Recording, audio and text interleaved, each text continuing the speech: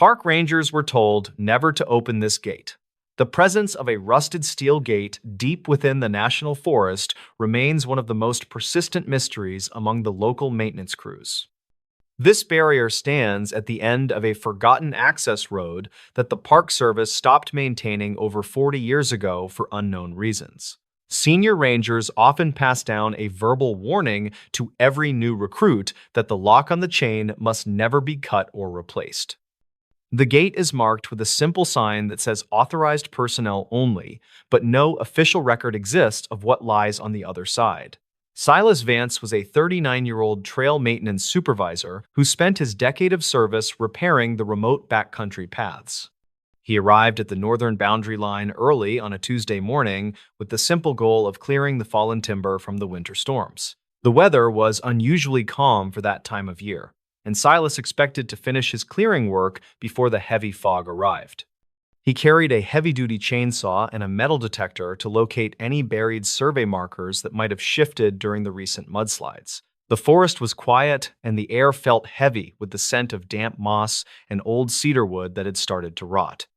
As Silas pushed through a dense thicket of mountain laurel, he stumbled upon the rotted remains of an old asphalt road. He followed the cracked pavement until he saw the silhouette of a heavy black gate that was chained shut with a thick iron lock. The metal was pitted with deep rust, and the surrounding trees had started to grow through the bars of the structure over the many years.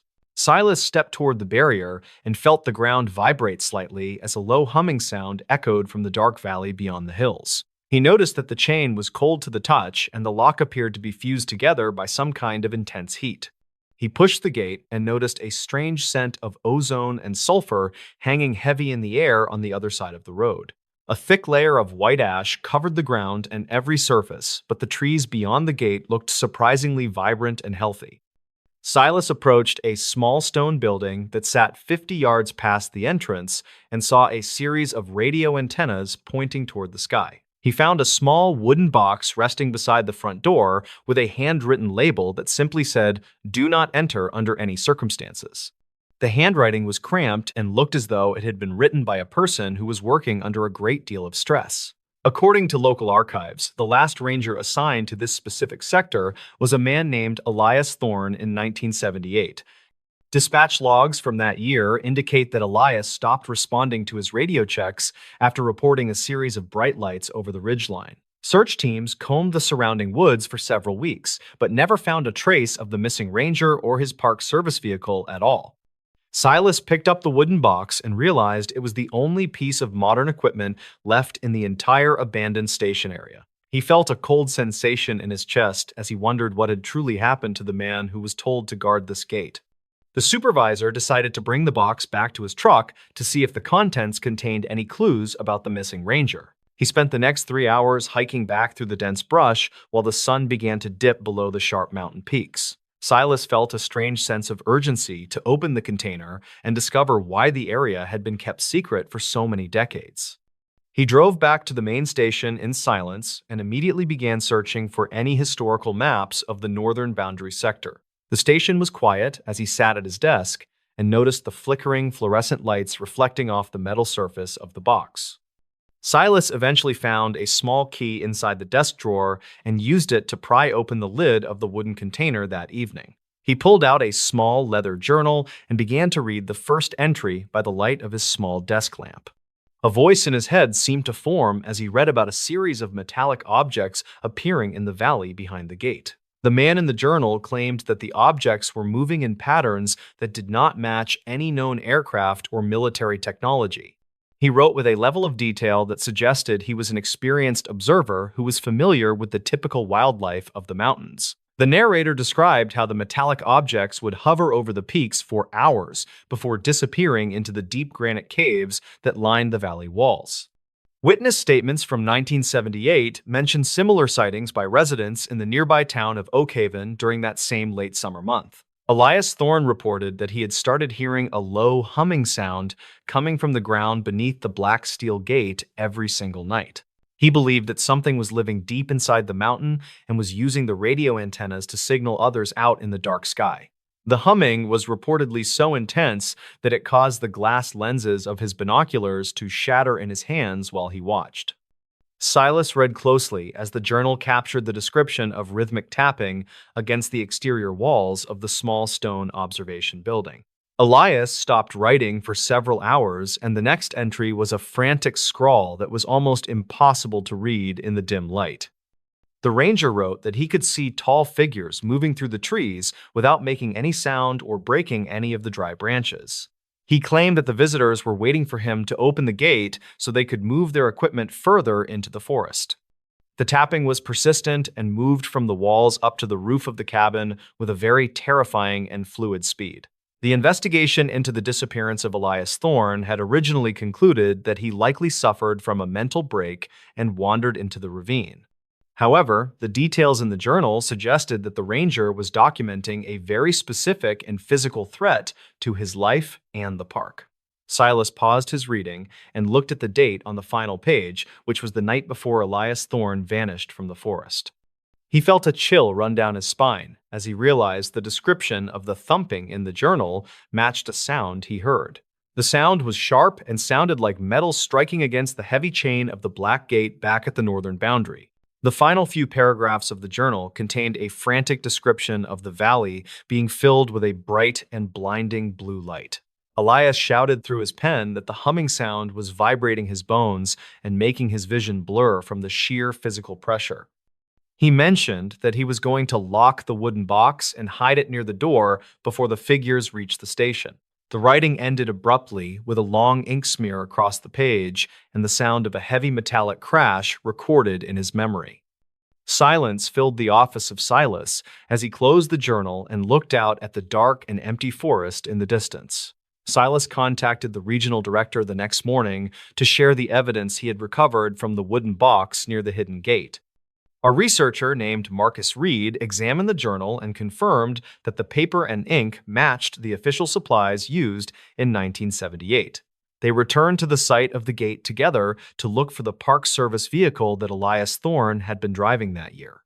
The woods seemed different under the gray morning light, but the feeling of being watched by something unseen remained heavy on their tired minds. They found a small metal tag buried in the dirt that contained the serial number of the missing truck and a silver ring. The blueprints of the area showed detailed diagrams of a tunnel system that extended several miles beneath the mountain and into the restricted valley sector. One image captured a large circular structure that was not part of any original Park Service engineering plans for the northern boundary or roads. Marcus noted that the silver ring had strange symbols etched into the band that did not belong to any known human language or culture. They realized that Elias Thorne had not simply walked away, but had been taken into a place that existed far beneath the mountain peaks. The symbols on the ring began to glow with a soft light when the men brought it near the gate. The authorities sealed the road leading to the northern boundary with a thick layer of concrete and new warning signs to prevent any trespassing. Silas often thinks about the quiet ranger and the man who spent his final hours recording a warning for anyone who found the box. The journal serves as a haunting reminder that some gates are kept locked for a very specific and dark reason that we may never understand. He no longer works on the backcountry trails because the low humming sound still echoes in his ears whenever the forest gets too quiet. The gate remains locked and forgotten by the public, but the forest still holds the secret of what happened in 1978. Every time Silas looks at the northern ridge, he remembers the frantic handwriting of the lost ranger named Elias Thorne in that old journal. He kept a photocopy of the pages in a secure file, but he rarely has the courage to look at the final ink smear again. The researcher, Marcus Reed, resigned from his position shortly after the investigation ended, and he never spoke of the silver ring or the symbols. Local legends continue to grow about the locked gate and the blue lights that still appear over the peaks during the summer. Silas knows that the truth is buried deep in the granite, where the vibrations never truly stopped moving through the mountain and trees. This final voicemail from a highway turnout still has no explanation. The discovery of a mobile phone at the edge of a steep embankment changed the direction of a major search. A local road worker found the device while clearing dry brush near a remote highway turnout in the late autumn season. The battery was long dead, but the internal storage remained intact, and contained a single recording that baffled the local authorities. It was a 3-minute voicemail left on an answering machine that seemed to document a very strange and sudden disappearance. Lyle Vance was a 42-year-old long-haul trucker who had spent his career driving through the high desert. He arrived at the mountain pass early on a Tuesday night with the simple goal of resting before his final delivery. The weather was unusually clear for that time of year, and Lyle expected to finish his route well before the sunrise. He carried a heavy thermos of coffee and a small notebook to record his mileage and fuel stops for the company. The highway was quiet, and the air felt heavy with the scent of sagebrush and cold engine oil that night. As Lyle pulled his heavy silver truck into the paved turnout, he noticed a series of strange lights in the sky. He followed the flickering glow with his eyes until he reached the very edge of the gravel shoulder near the cliff. The dash cam recorded him parking the vehicle and stepping out to inspect a noise coming from the rear of the trailer. Lyle looked toward the horizon and seemed to be tracking something moving quickly through the rocks near the base of peaks. He returned to the cab and checked his radio before realizing that the signal was dropping out for no clear reason. He sat in the driver's seat, and the internal microphone captured a strange humming sound that seemed to come from above. A thick layer of dust began to swirl around the hood of the car, even though there was no wind there. Lyle reached for his phone to call his wife and leave a quick message about the delay in his scheduled return.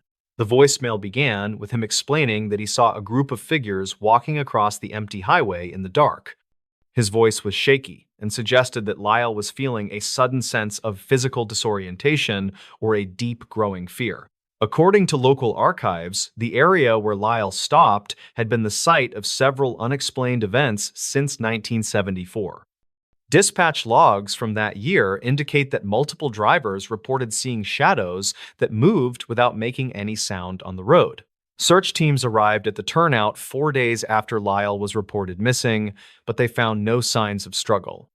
They found his truck idling with the door wide open, but the keys were missing from the heavy metal ignition switch. Lyle left his phone on the dashboard, and it was the only piece of hardware that had a recorded file.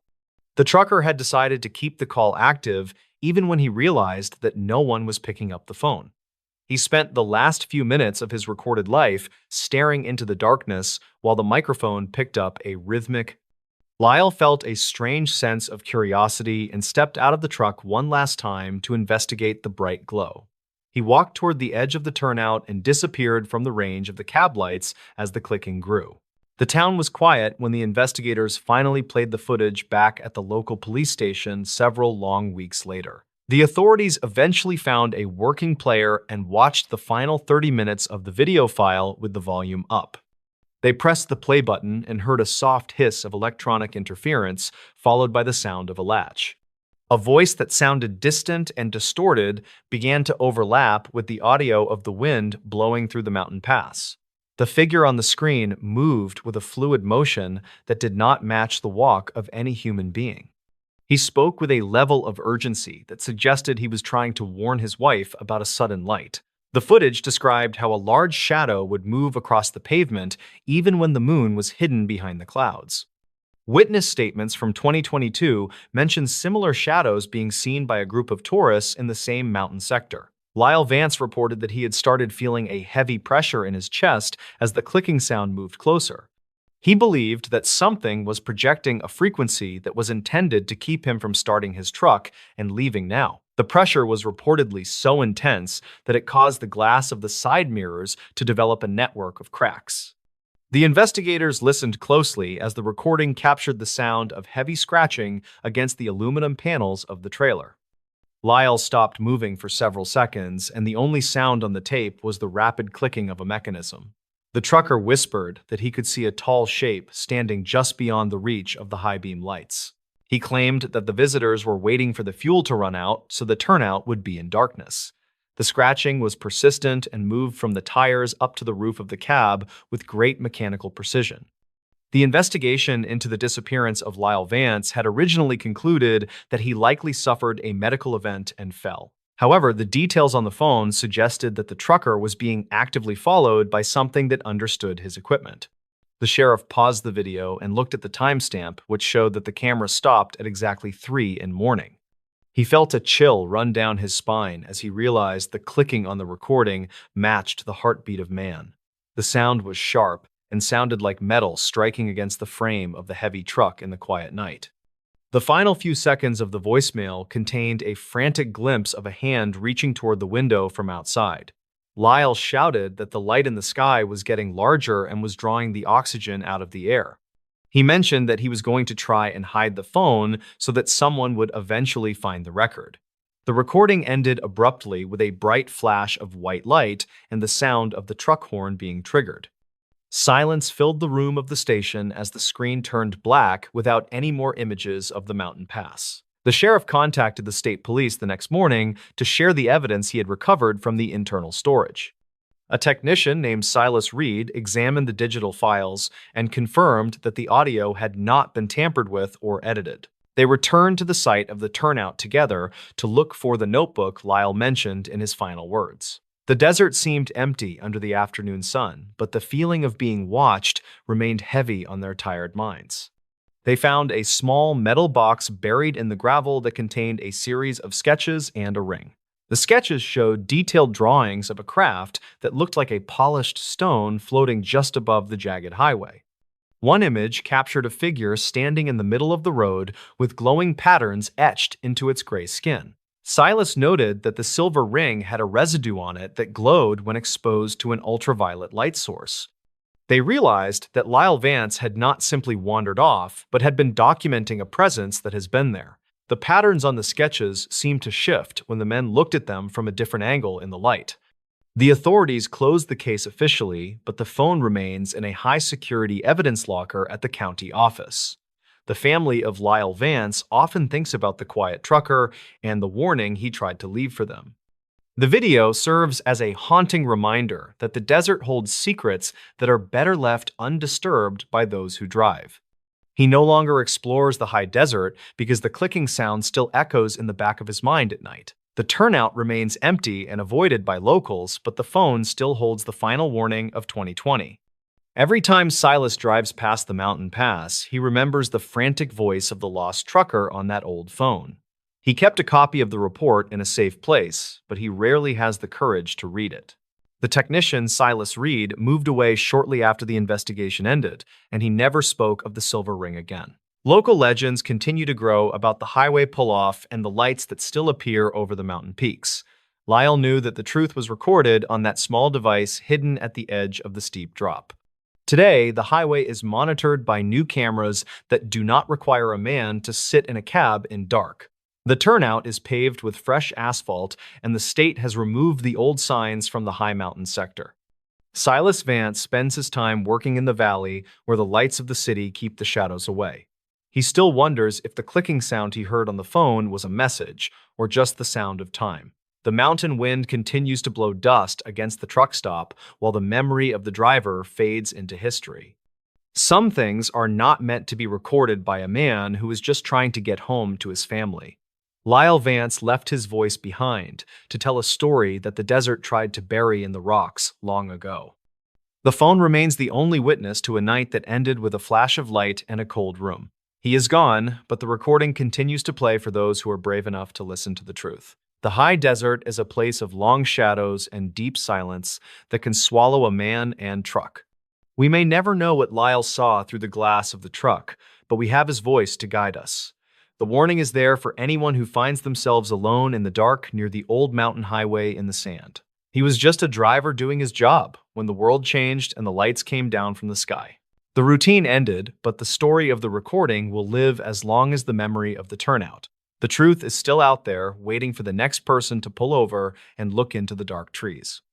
The silence of the high desert is never truly empty when you listen to the static on the old radio bands. Silas Reed still looks at the stars and wonders if Lyle is out there looking back at the bright city. The silver ring sits in a velvet box and refuses to lose its strange and cold glow in the night. The investigation is over, but the mystery of the highway turnout will never be solved by the men on Earth. It is a story that belongs to the wind and the stars and the man who left his phone behind.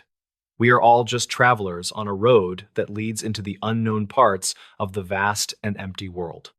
Lyle Vance was the first to find the secret, and he will not be the last to see the light.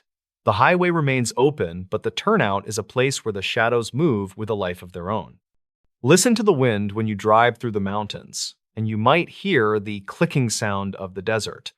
It is the sound of a secret that has been kept for a very long time by the old rocks. The story of Lyle Vance is a reminder that we are never truly alone, even in the most remote places. The final voicemail is a bridge between our world and the one that exists just beyond the reach of lights. We should be careful where we choose to rest when the sun goes down and the desert starts to speak. The light is beautiful, but it carries a price that some men are not prepared to pay in the end. Lyle paid that price, and his voice is all that remains of his long journey through the dark mountain pass. The road goes on forever, but some drivers never reach the end of the line because of the lights. Keep your eyes on the road and do not look too long into the shadows of the high desert. The truth is there, but it is hidden in the static and the clicking of the old magnetic tapes. Silas Vance knows this, and that is why he stays in the city where the lights never go out. The mountain is waiting for the next truck to pull over and listen to the humming in the air. Be safe on the highway and remember the name of the man who tried to warn us all that night. The story of the missing trucker is a tale that will be told as long as people drive. There is no explanation for the voicemail, but there is a lesson in the silence that follows the loud click. We are just small parts of a much larger mystery that is unfolding every night in the dark woods. The highway turnout is a doorway, and Lyle Vance was the one who walked through it into the unknown. We have the recording, and that is enough to know that the desert is alive with a strange power. The mystery remains, and the world continues to turn while the stars watch over the empty and quiet road. Silas closes his eyes and hears the voice of his friend calling out from the distance of the stars. The end of the story is just the beginning of a much larger journey for those who are taken. We will wait for the next sign and hope that we are ready for the light when it comes. The highway is long, and the night is deep, and the secrets are many in the high mountain pass. Be careful where you stop, because you might not be the only one looking for a place to rest. The voicemail is the only thing that is left of a man who saw too much. It is a warning that we should all heed when we find ourselves alone on the road. The truth is out there, and it is waiting for the next recording to begin in dark.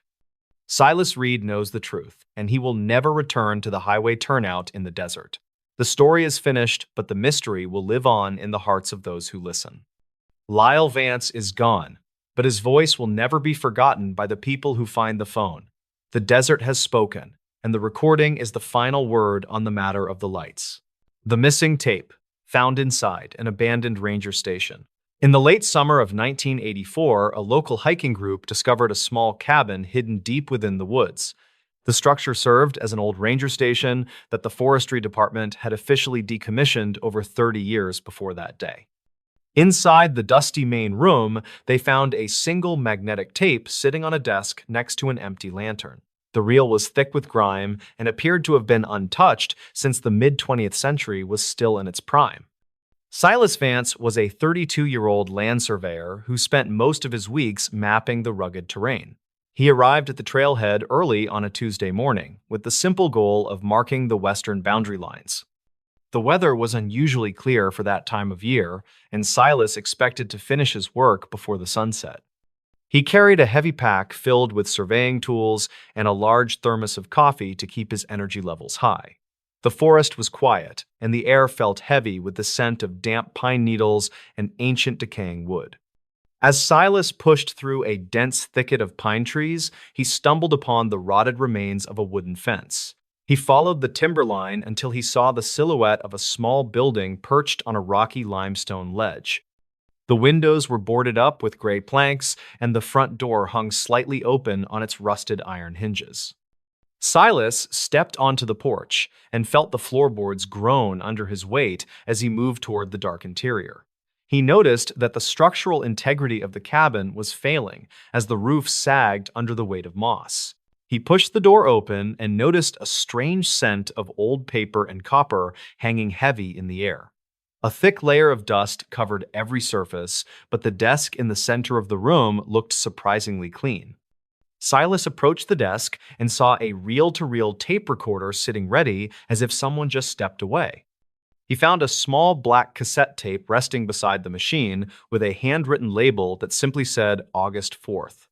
The handwriting was cramped and looked as though it had been written by a hand that was shaking with fear. According to local archives, the last ranger assigned to this specific station was a man named Elias Thorne in 1950. Dispatch logs from that year indicate that Elias stopped responding to his weekly radio check-ins without any prior warning.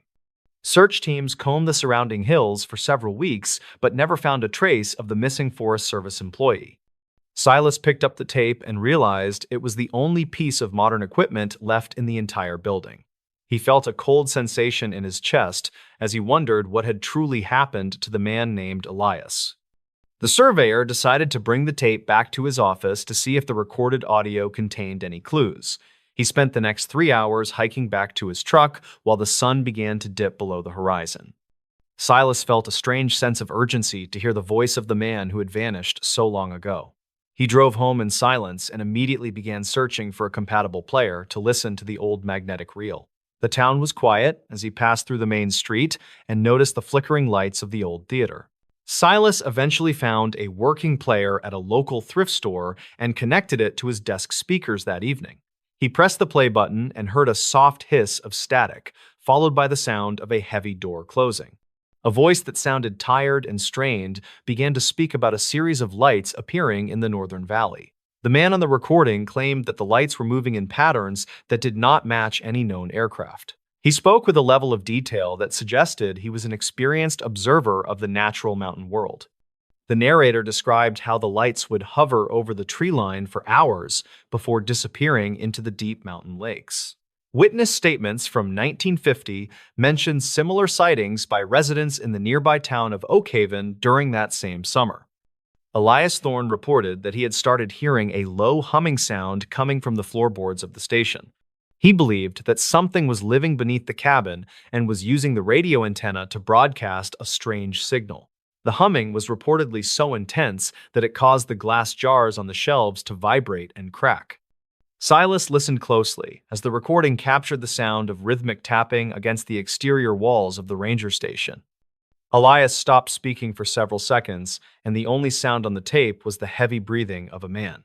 The ranger whispered that he could see eyes reflecting the moonlight through the gaps in the wooden boards of the door. He claimed that the visitors were not from the town, and they did not look like any animals he knew. The tapping was persistent and moved from the walls up to the shingles on the roof with great speed. The investigation into the disappearance of Elias Thorne had originally concluded that he likely suffered from isolation and wandered off.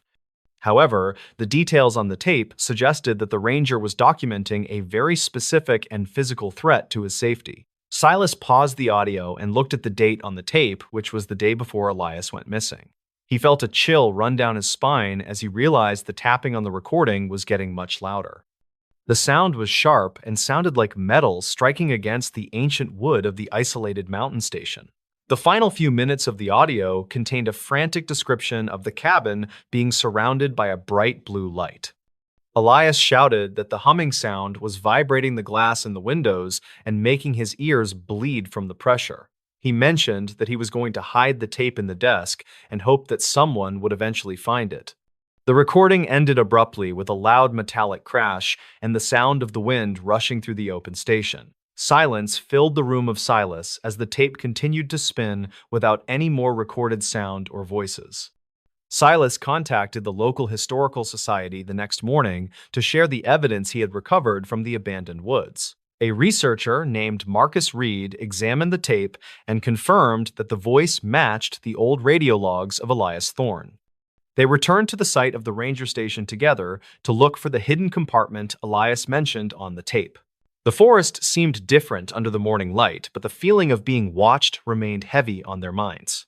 They found a small metal box buried under the floorboards that contained a series of photographs and a silver ring. The photographs showed blurry images of metallic objects hovering over the very trees Silas had walked through just the day before. One image captured a tall figure standing in the shadows of the porch with elongated limbs and very large dark eyes. Marcus noted that the silver ring had strange symbols etched into the band that did not belong to any language. They realized that Elias Thorne had not simply disappeared, but had been documenting an encounter that defies any logical explanation. The symbols on the ring seemed to glow faintly when the men brought it into the direct sunlight. The authorities reopened the case, but the physical evidence remained the only proof of what happened on that August night. Silas often thinks about the quiet ranger station and the man who spent his final hours recording a warning for others. The tape serves as a haunting reminder that some mysteries are buried in the woods for a very good reason. He no longer surveys that section of the forest because the low humming sound still echoes in his quiet dreams. The station remains empty and forgotten by most, but the tape still holds the secrets of 1950. Every time Silas looks at the jagged peaks of the mountains, he remembers the frantic voice of the lost forest ranger. He kept a copy of the tape in a safe place, but he rarely has the courage to play the audio. The researcher Marcus Reed moved away shortly after the investigation ended, and he never spoke of the silver ring again. Local legends continue to grow about the station on the limestone ledge and the lights that still appear in the valley. Silas knows that the truth is recorded on that thin magnetic strip hidden inside the drawer of his wooden desk. This ordinary motel room raised serious questions. The quiet stretches of highway in the desert often hide locations that seem to exist outside of the normal flow of time. Local police records indicate that room 212 at the roadside inn had the highest turnover rate in the county. Silas Vance was 54 years old and worked as a regional maintenance manager for a chain of budget motels. He had spent 20 years fixing leaky faucets and broken air conditioning units, but he never liked visiting the desert branch. Silas arrived at the property during a heat wave in 1995 with a goal to renovate the back wing. The sun was beating down on the cracked pavement, and the air smelled like dry sage and old engine oil. He unlocked the door to the corner room and felt a sudden drop in temperature that made his skin crawl. The first strange detail was the placement of the furniture, which did not match the standard layout of the company. Silas saw that the heavy oak desk had been bolted to the floor directly in front of the bathroom door.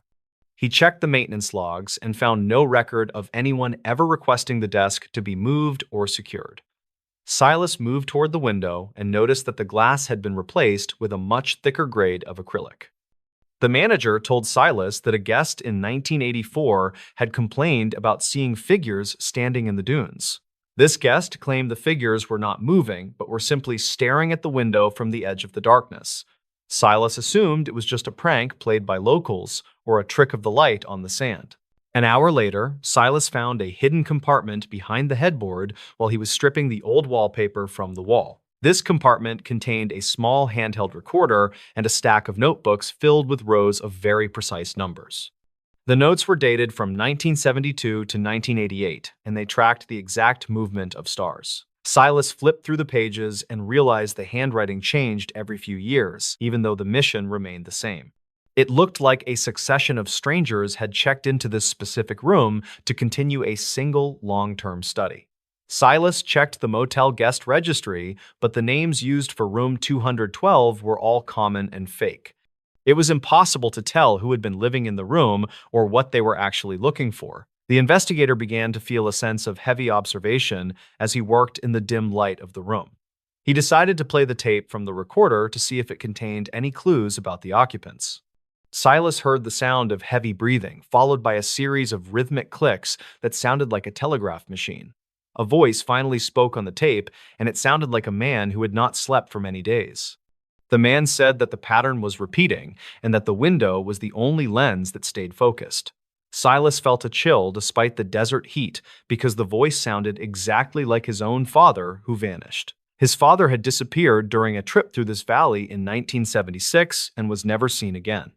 A third anomaly appeared when Silas pulled up the carpet and found a series of etched lines in the concrete. The lines formed a perfect map of the surrounding mountain peaks and the dry lake beds located to the north. Silas placed his own topographical map over the etchings and saw they matched with a margin of error of 0.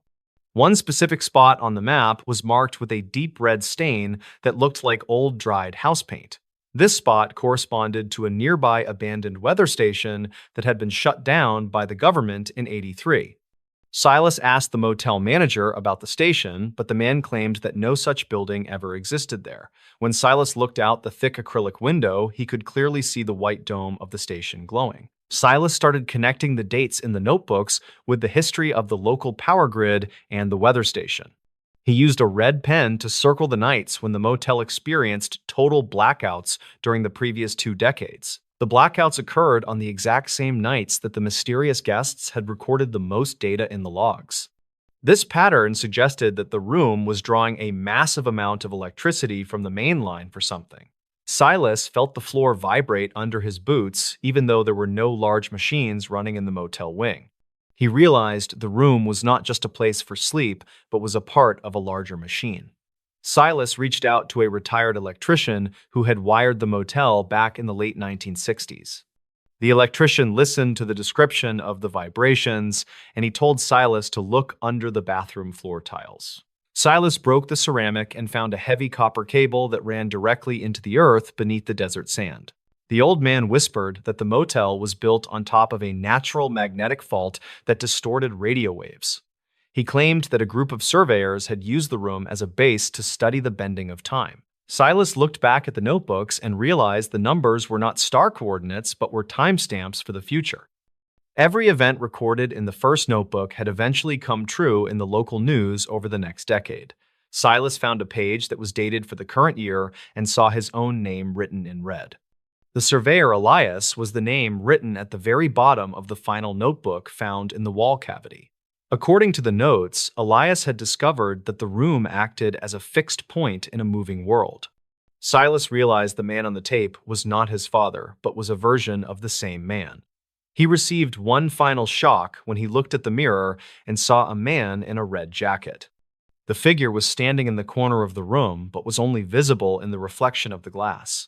Silas turned around quickly, but the corner was empty, and the air was perfectly still and very cold now. He realized that the ordinary motel room was a trap for anyone who noticed the pattern in the logs. Silas packed his tools and decided to leave the motel before the sun went down behind the jagged mountain peaks. He called his office to report that the room was unfit for renovation and should be sealed up with bricks. The manager agreed without asking any questions, as if he had been waiting for someone to finally say it. Silas drove away and watched the motel disappear in his rearview mirror as the first stars began to appear. He kept the final notebook in his glove box as a guide for the years that were yet to come. He never spoke about the motel room to his colleagues or to his family members back in the city. The property was demolished 3 years later, but the concrete foundation remains visible from the high-altitude aerial photos. The mystery of Room 212 remains a secret known only to the few who have seen the patterns. Experts say that the desert heat can cause hallucinations that feel as real as the ground under your feet today. Silas knew the difference between a dream and a stack of notebooks filled with the truth of the coming days. He retired to the coast, but he always kept a compass on his nightstand to check for any vibrations. The desert holds its secrets in the sand, and the wind covers the tracks of anyone who wanders too far. The ordinary motel room is gone, but the questions it raised still echo in the silence of the high desert. The local archives still contain some of the blueprints that Silas managed to save from the motel dumpster that evening. These documents show that the building was designed with a specific orientation that aligned with the magnetic poles of the Earth. Engineers who have studied the plans suggest that the room was intended to be an observation post for atmospheric testing. However, the records do not explain why the electricity usage peaked during solar flares, or why the glass was so thick. Silas spent his retirement years translating the final pages of the red notebook to understand the fate of his father. He discovered that the surveyor Elias had mentioned a doorway that only opens when the temperature drops in the desert. The names listed in the registry were actually the names of people who had been reported missing in the region. Whenever the moon rises over the valley, the locals avoid the patch of ground where the motel once stood. They claim that the air there feels heavy and that the static on the radio becomes unbearable for any driver. Silas had written a letter to the county sheriff explaining the connection between the room and the weather station dome. The sheriff reportedly burned the letter and told Silas to never return to the county for any reason at all. This reaction only confirmed to Silas that the secrets of room 212 were protected by very powerful people. He kept his silence, but he continued to monitor the news for any mentions of the Red Jacket sightings. The pattern was still moving, and the room was just one small piece of a much larger puzzle. The final entry in the notebook was a set of coordinates that pointed to a location deep within the mountains. Silas never went to investigate those coordinates because he knew that once you step through that door, you never return. He lived the rest of his life with the knowledge that the world is not as solid as it seems. The desert sun eventually bleached the red ink from the pages, but the words were burned into his memory. History is full of these ordinary places that hold extraordinary questions for those brave enough to look under the surface. The motel room was just a room until Silas Vance decided to pull back the carpet and see the truth in this new story. Archived travel notes from cold region patrols mention a winter road exit where visitors reportedly vanished during heavy storms each January. The incidents share subtle similarities, which led locals to warn travelers about taking that route after dusk. No official conclusion ever linked the area to crime, which kept the road open despite unsettling reports. Clara Haldren, a 34-year-old wildlife survey assistant, drove that road during a mid-January evening as she returned from a remote tracking station. She planned to reach her lodge before nightfall since blizzard warnings suggested dangerous winds by midnight. Her assignment involved recording migration data, which required several hours in snowy terrain. By late afternoon, the sky turned darker than expected, which convinced her to take the faster exit toward the valley. The road narrowed as she approached the turnoff, where a leaning sign barely remained visible through swirling frost. Patches of wind-carved ice stretched across the asphalt, which forced her to slow her truck. She noticed tire marks moving toward the exit, despite local warnings posted on bulletin boards in nearby towns. She had heard stories about sudden whiteouts that formed without warning near the valley, but she never experienced one herself. Clara turned onto the exit, which dipped into a hollow between tall ridges. Snow absorbed nearly all sound, which gave the empty road an unnerving stillness. Her headlights caught glimpses of broken guardrails, which suggested others had struggled with the sharp curves. She breathed slowly while gripping the wheel because something about the air felt heavy. She checked the clock and noted she still had enough time to reach her lodge if the weather held. A faint flash reflected in her side mirror, which made her glance backward. For a moment, she thought she saw another vehicle, but nothing followed her. The hollow deepened until the ridges blocked the last hints of daylight. She continued carefully while her radio crackled with static. She tried adjusting the frequency, but the distortion grew louder until she shut it off to preserve concentration. As she neared the midpoint, she saw an overturned snowmobile lodged against a half-buried mile marker. She stopped her truck and stepped out into wind that bit through her jacket.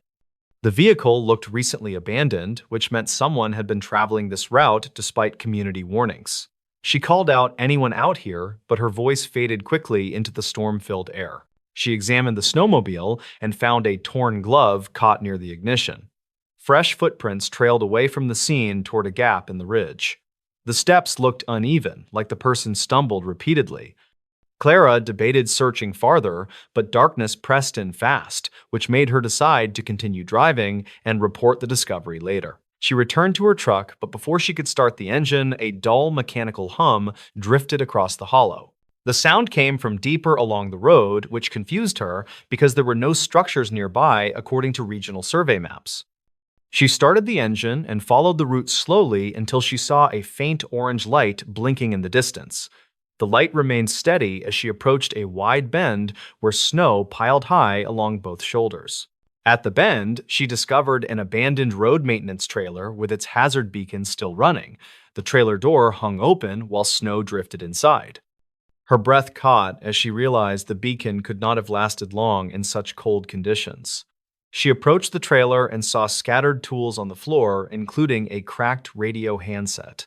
A notebook lay half-buried near the wheel, with entries mentioning repeated signal interference along the exit.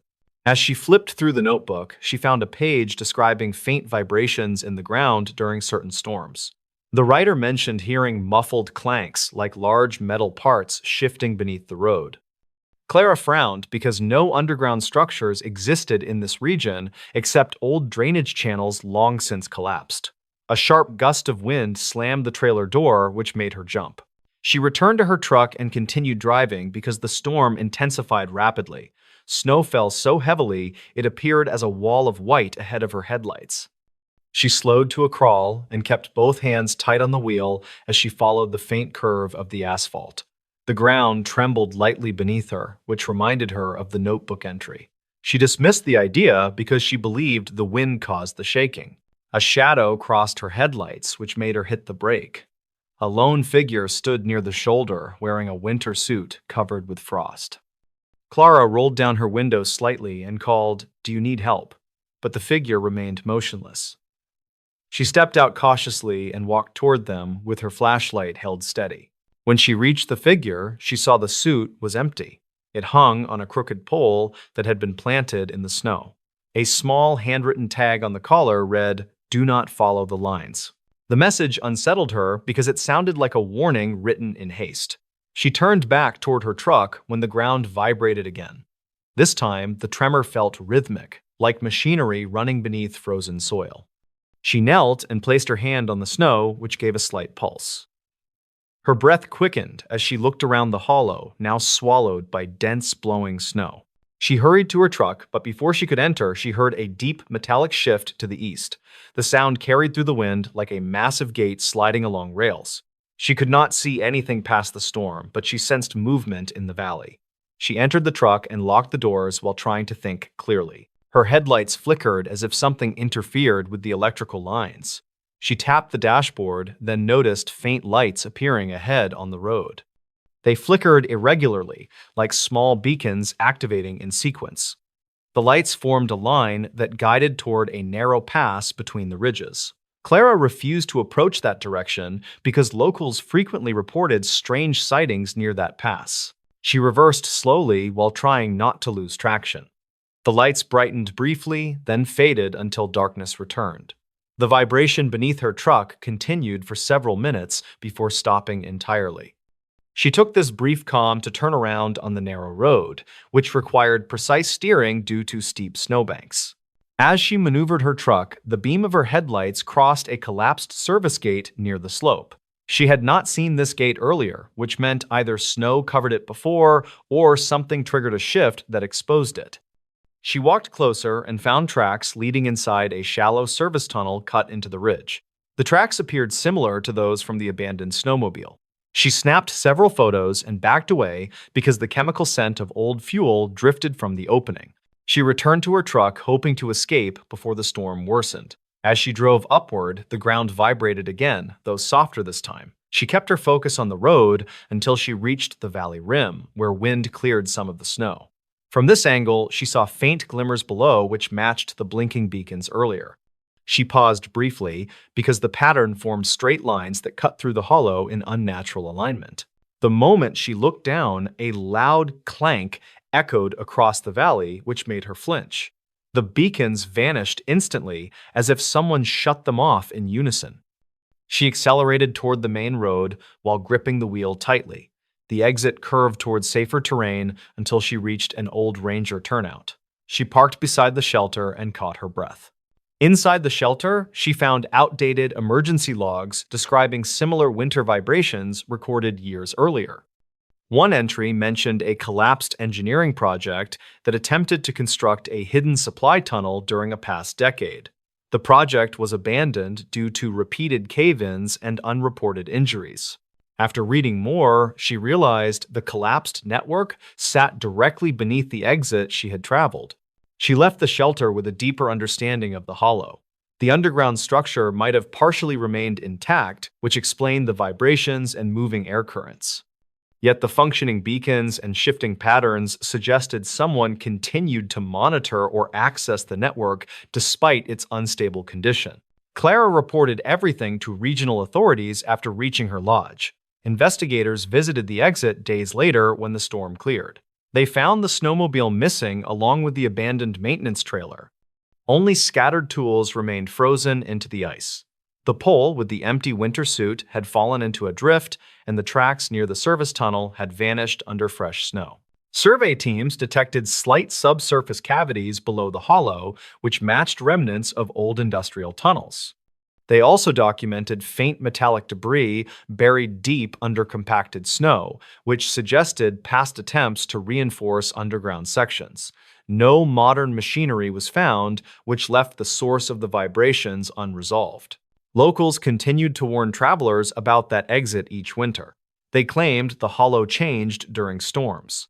Some believed shifting pressure reopened parts of the underground network. Others thought an unknown group used the tunnels secretly during harsh weather. Travelers who ignored warnings sometimes reported lights moving in patterns along the valley floor, though no proof ever surfaced. Clara kept her distance from the exit after that night. She felt certain someone maintained parts of the collapsed network. The beacons and rhythmic tremors convinced her the hollow remained active during storms. The Winter Road exit still cuts through that valley and remains open each January, despite repeated warnings whispered in nearby towns where people remember the old project and the long, silent tunnels that still breathe beneath the project. Snow. In this new story, archived winter maintenance logs mention an old steel bridge on a remote state route where severe icing and unexplained stallouts reportedly occur each year. Officials list the bridge as structurally sound, yet the pattern repeats every December and January. Locals warn travelers to avoid crossing it after dark because storms form quickly along the river valley, and visibility often collapses without warning. Several incidents ended with vehicles found empty, engines still warm, doors locked or left swinging open in icy wind. Marin Calloway, a 34-year-old environmental field sampler, approached that bridge during an early January afternoon while returning from a downstream water quality site. She expected a routine drive since snowfall remained light and her schedule only required one more sample reading before she reached town. She drove a sturdy four-wheel truck with insulated gear, a portable radio, and laminated route maps. Even with preparation, she disliked that bridge because the steel trusses groaned in cold weather and the deck froze faster than surrounding pavement. The sky carried a muted gray color as she climbed the winding route toward the river valley.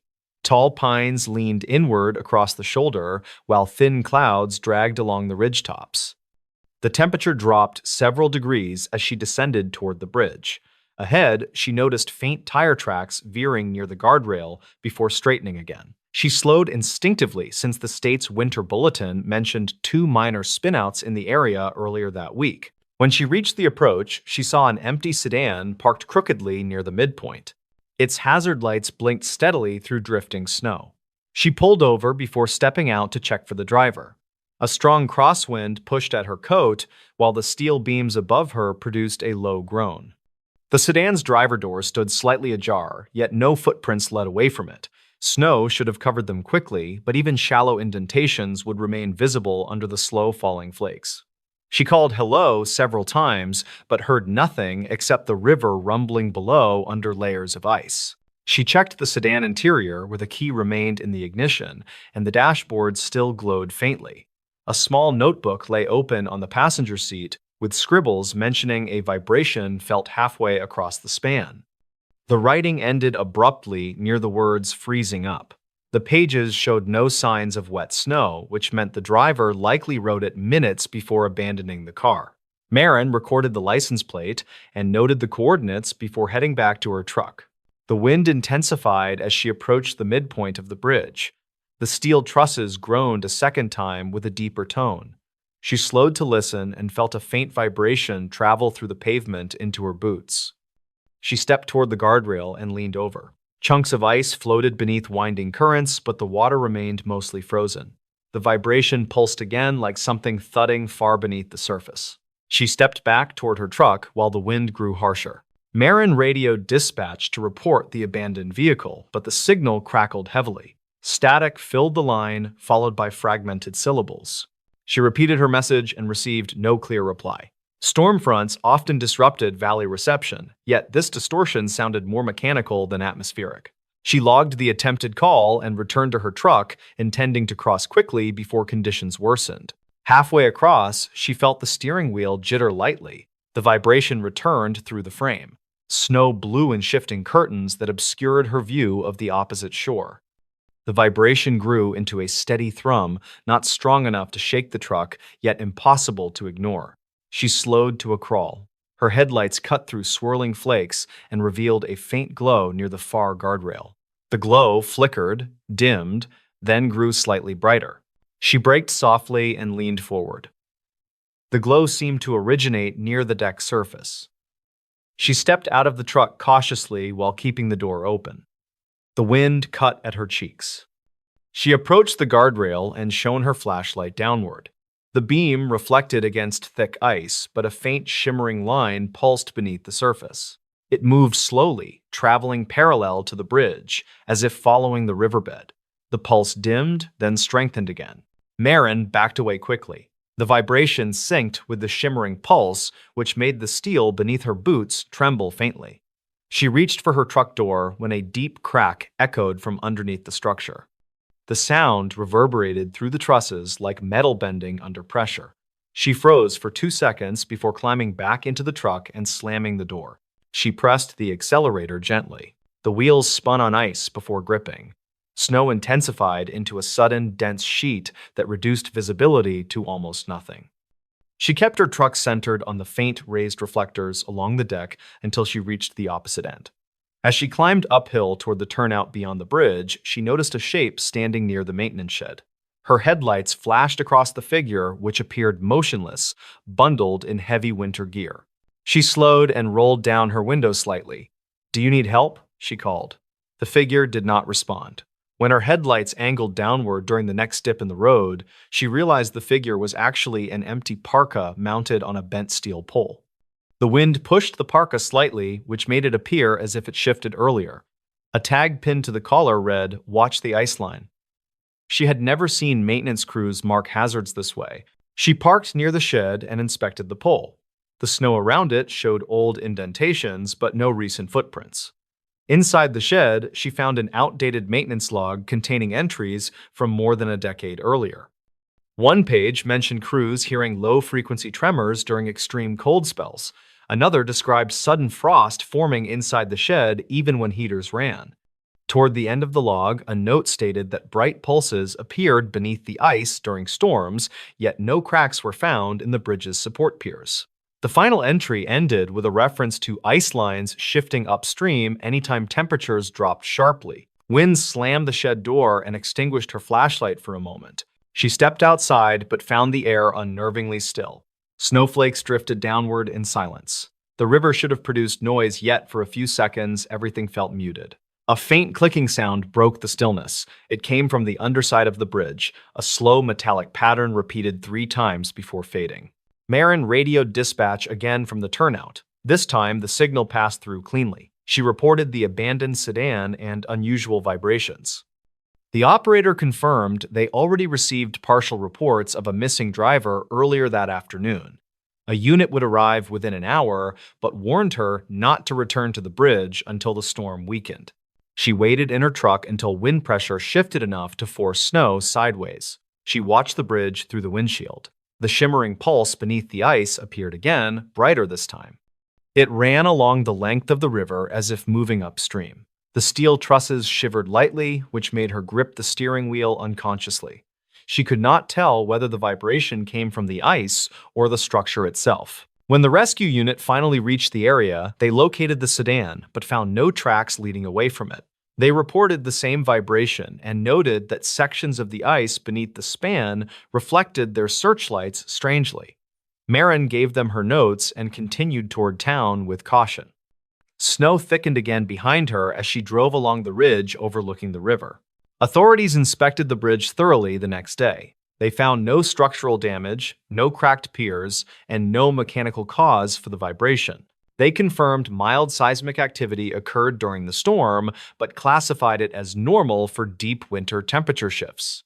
The missing driver's notebook remained the only clue, though no one could explain the abrupt ending in the final entry. Engineers attempted to recreate the shimmering pulse by shining lights beneath the ice during later inspections, but found nothing. Local fishermen, however, claim to see faint lines of light drifting under certain stretches of the frozen river during extreme cold. Some believed trapped algae layers caused the effect. Others said the riverbed housed decades-old drainage conduits that funneled air pockets in odd patterns. None of these explanations matched the rhythmic vibration reported for years. Residents warned travelers again as January progressed. They said the bridge changed personality during deep freezes. Cars stalled inexplicably, even with full fuel tanks. People heard tapping beneath the deck when wind pressure increased. Sometimes faint footprints appeared on the bridge at dawn, despite fresh, untouched snow before and after the prints. Marin avoided the route for weeks after her encounter. She later reviewed the maintenance log she photographed at the shed and noticed a line she missed earlier. One entry mentioned that ice shifted as if pulled from beneath the river during certain nights. The writer also noted that steel beams resonated like tuning forks when the pulses passed under the span. Each winter, the same phenomena return. Drivers report sudden fog banks forming above the deck. Some describe a faint glow beneath the ice moving against the current. Others mention headlights flickering when crossing the midpoint. No conclusive evidence explains the cause. Yet every January, the maintenance crew marks the bridge with new salt barrels, fresh cones, and handwritten warnings on orange boards. As temperatures drop and storms rebuild across the mountains, the frozen bridge begins to groan again. The vibration returns in slow, deliberate waves. And travelers crossing at night sometimes swear they feel the entire river shift beneath them, as if something deep below follows the lines of ice, waiting for the coldest moment to rise toward the surface. In this new story, archived winter summaries across several mountain districts mention a cluster of December disappearances that occurred in remote forest corridors during severe cold snaps. None of the cases shared confirmed connections, yet the patterns unsettled investigators because each incident involved travelers who vanished within narrow windows of time and distance. Locals across distant counties traded similar warnings about isolated routes that turned unpredictable once deep winter settled over the landscape. Maeve Corbin, a 35-year-old contract cartographer, drove into one of those regions during early December while updating wildfire access maps before heavy storms closed the mountain roads. Her assignment required photographing trail markers, verifying creek crossings, and checking outdated maintenance routes. She expected a calm day because forecasts predicted only light snow with no major wind. She carried her camera bag, a roll of updated charts, and a small thermos she rarely traveled without. The forest road twisted between steep ridges where the sky looked pale and flat. Patches of ice crept across the asphalt, which forced her to reduce speed. She passed a faded sign warning that plows rarely reached beyond the next junction. A second sign hung loosely along a bent post announcing road closures from mid-month onward. She knew officials planned to block the route soon, but she needed one final survey before seasonal shutdown. After an hour, she reached a narrow turnout where a wooden information board leaned forward as if pushed by years of storms. She stepped out to photograph the area and noticed several footprints leading toward a slope behind the turnout. The prints appeared fresh, which surprised her because no vehicles had passed during her entire drive. She followed the tracks for several yards before they disappeared into a cluster of spruce where snow thickened unexpectedly. Maeve returned to her truck just as wind brushed across the ridge. She climbed back in, warmed her hands near the heater, and drove deeper along the route until she reached a rusted trail gate chained open for winter access. Beyond it, the trees grew denser while the road narrowed. She stopped again when she spotted a small backpack lying upright near a drainage ditch. The sight made her uneasy because the pack looked recently dropped. She examined the backpack carefully. Inside, she found a half-frozen water bottle, an outdated trail map, and a name tag belonging to someone who reportedly passed through the region earlier that week. Local bulletins had mentioned a hiker who turned back during a sudden snow squall, then never returned to town. The match between the name and the story sent a chill through her despite the insulated gloves she wore. She wrote the coordinates in her notebook, then scanned the surrounding woods. Snow fell lightly, which muted the forest until everything felt distant. Wind carried faint creaks from trees shifting under frost. She called out, "Anyone here?" even knowing the chances of hearing a reply were low. Her voice vanished into the branches almost instantly. As she prepared to leave the area, she noticed a strip of reflective tape fixed high on a pine trunk. The tape looked newer than the map in the backpack, which puzzled her because crews rarely mark trees during winter. She photographed the tape, then moved closer to investigate. Behind the trunk, she found a narrow footpath nearly hidden under fresh snow. The path sloped downward toward a shallow ravine. Maeve followed it only briefly because she wanted to finish her official survey before exploring more. She drove another mile until the road opened into a broad meadow where the wind carried powder across the ground in thin streams. The sky darkened earlier than expected, which hinted at an incoming front. She stopped near an old ranger's shed, leaning crookedly against a boulder. The door hung half open as if someone entered recently. Inside, she discovered a battered notebook full of field notes from a ranger patrol several years earlier. The writer described multiple strange findings across the region, including abandoned campsites, missing equipment caches, and faint tracks that vanished mid-trail. One entry mentioned hearing rhythmic knocks in a valley that appeared empty at the time. Another referred to sudden temperature drops in sheltered areas that normally stayed warm due to thick tree coverage. A gust of wind pushed snow into the shed, which made her step outside. She noticed a distant flash of movement between the tree line and the meadow. It looked like someone crossing the clearing quickly. She called out again, but received no answer. She recorded the direction in her notes because the movement matched earlier reports about people seen shortly before storms swept through. She returned to her truck and continued along the route until she reached a steep descent toward a river crossing. The radio crackled with faint static as she drove into the low ground. The river froze early this year, which formed jagged ridges of ice near the bank. She parked near the bridge, which creaked under layers of frost. The scene felt isolated enough to raise her vigilance. She scanned the area and saw a small pile of orange fabric caught in a brush cluster. She approached and found a torn piece of a high-visibility jacket. The fabric pattern matched gear often used by volunteer search teams. She collected the fragment, sealed it in a small evidence pouch, and wrote the discovery in her notebook. A trail of shallow footprints stretched from the fabric toward the riverbank, then curved sharply uphill toward dense vegetation. Maeve followed the trail, which led to an open section of forest where trees grew in uneven clusters. The air felt colder here, even though the wind paused briefly.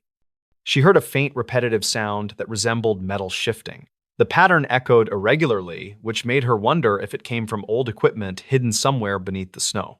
She swept her flashlight across the branches and noticed more reflective tape placed higher than typical trail markers. She recorded the placements, which formed a rough arc around the clearing. The arrangement looked intentional rather than random. She moved farther into the trees and found a narrow ravine where the snowpack appeared disturbed. Several sets of tracks converged into the ravine, though none continued beyond it. It looked as if multiple individuals descended the ravine, yet never climbed out. She crouched to examine the slope and noticed faint indentations almost hidden beneath the surface. They resembled pressure marks left by equipment pulled along the ground. She brushed away a patch of snow and revealed a rusted metal rung embedded into the soil. The rung looked like part of an old ascent ladder used during past forestry projects. She tugged on it lightly and felt a hollow space beneath. Her pulse quickened as she realized a buried structure might exist under the ravine. Old industrial tunnels or storm shelters sometimes collapsed, then filled with soil and ice. She considered climbing down for a clearer look, but the ground felt unstable. A deep vibration traveled through the slope, which convinced her to back away. The vibration lasted several seconds, then faded like a distant machine shutting down. She returned to her truck and drove toward a higher junction where she could regain radio contact. However, the snow thickened into a white curtain, which limited visibility to a few yards. The approaching storm arrived earlier than predicted, which forced her to stop near a rock outcrop. She checked her maps and found an old maintenance spur branching off the main route. She considered waiting the storm out inside her truck, but the wind intensified until the vehicle rocked gently. She turned onto the spur, hoping to reach a sheltered runoff area. Halfway up the incline, she saw a flickering light near a line of trees. The light pulsed slowly as if signaling through heavy snowfall. She thought it might be a lost hiker or a stranded motorist, so she parked and stepped out with her flashlight raised high. She moved closer and saw the light belonged to a small lantern hanging from a branch. The lantern's flame flickered erratically despite the wind. Beneath it, a message scratched into bark read, "Shelter Line West, Trail 2." She took a picture of the message because the direction did not match any current maps. Before she could investigate further, she heard another vibration behind her. This time, the sound clearly resembled metal scraping across stone. She turned to see a dark outline shift along the ridge, though the storm blurred the details. The shape moved slowly, then vanished behind a curtain of snow. She backed toward her truck, but stopped when she noticed another set of footprints near the lantern. The steps looked fresher than those near the ravine, which meant someone recently walked this route during the worsening storm. Maeve followed the footprints along the spur, which led her to an exposed slope overlooking a deep bowl-shaped corridor. The wind calmed momentarily, which gave her a clear view of the valley floor. She saw multiple patterns carved into the snow, which resembled rows of long trenches or paths created by dragging equipment. At the far end of the bowl, a faint orange glow flickered near the base of a cliff. She zoomed in with her camera and captured several photos. The glow pulsed in a steady sequence, which reminded her of security beacons or signal flares. She lowered the camera as another vibration traveled through the ground. Snow along the slope shifted slightly, which convinced her to retreat before a slide occurred. She drove back toward the main route and reached a narrow ridge where the wind finally eased enough for her to regain partial radio contact. She relayed her findings to a dispatch operator who promised to send search teams when conditions improved. She continued toward the junction when she saw a lone figure standing near a marker post. She slowed her vehicle and opened the window to call out, but the figure turned and walked toward a thicket without responding. She parked and followed on foot with her flashlight directed forward. The figure disappeared behind clusters of fir trees which bent under the weight of snow. She searched the area for several minutes until she found a scrap of fabric caught on a branch. The material matched the torn jacket found near the river, which meant she followed the same person or someone wearing similar gear. She marked the area on her map and returned to her truck as the storm thickened again. By the time she reached town, she felt exhausted from navigating through swirling ice and limited visibility. She handed her notes and photographs to local authorities who launched a coordinated search involving multiple teams. Over the next days, crews uncovered signs of old subterranean structures near the ravine and discovered collapsed ventilation shafts hidden under decades of soil. They found fragments of cold weather clothing near one shaft, which suggested at least one traveler entered the area recently. Searchers also found pieces of rusted metal aligned in patterns that matched the long trenches Maeve captured in her photos. Engineers believed the structures belonged to a decades-old survey project abandoned after repeated cave-ins and safety violations. Thick snowfall and unstable terrain hid the remains until small shifts exposed parts during recent storms. Despite extensive searches, none of the recent missing individuals were recovered. Their tracks led toward the ravine, then vanished.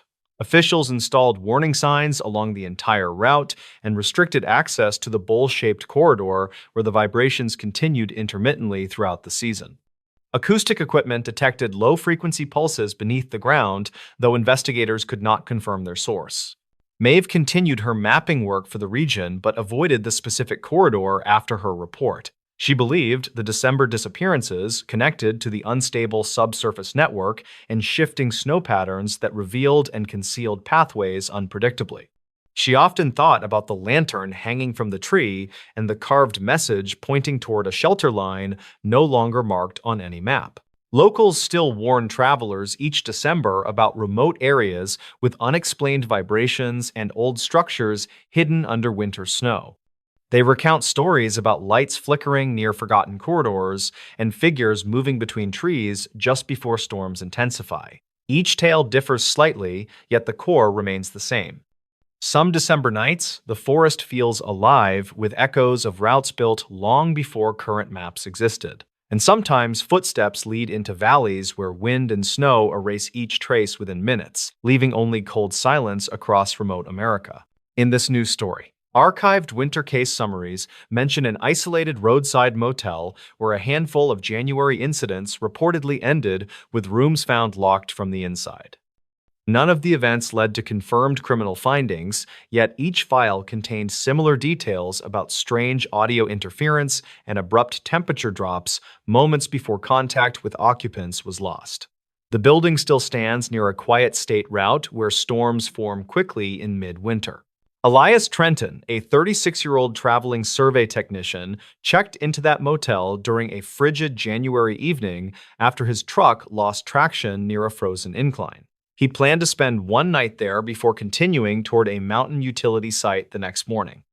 The motel looked worn but serviceable, a flat row of rooms facing a snow-covered parking lot where sodium lights flickered through the cold. He carried 2 duffel bags, his company tablet, and an old camcorder he used to document cabin inspections when cell reception dropped. The lobby door chimed weakly as he entered. The desk sat empty except for a sign explaining that late arrivals should ring the bell. Before he touched it, a woman emerged from the back room, wrapped in a thick sweater, hair still wet from the snow outside. She checked him in quickly and handed him a key to room 6. She warned him that heavy wind sometimes rattled the doors during storms, which caused guests to think someone knocked when no one stood outside. He nodded politely, then headed back into the cold to unload his gear. The motel hallway felt warmer than the exterior, yet still carried a draft that slipped through gaps near the window frames. He unlocked room 6 and stepped inside. The space smelled faintly of old carpet cleaner mixed with dry heat from the wall unit. A small table stood near the door where he placed his camcorder and notebook. Outside the window, snow drifted past the lights in slow waves. Elias recorded a quick video note for his employer, describing road conditions and slight delays.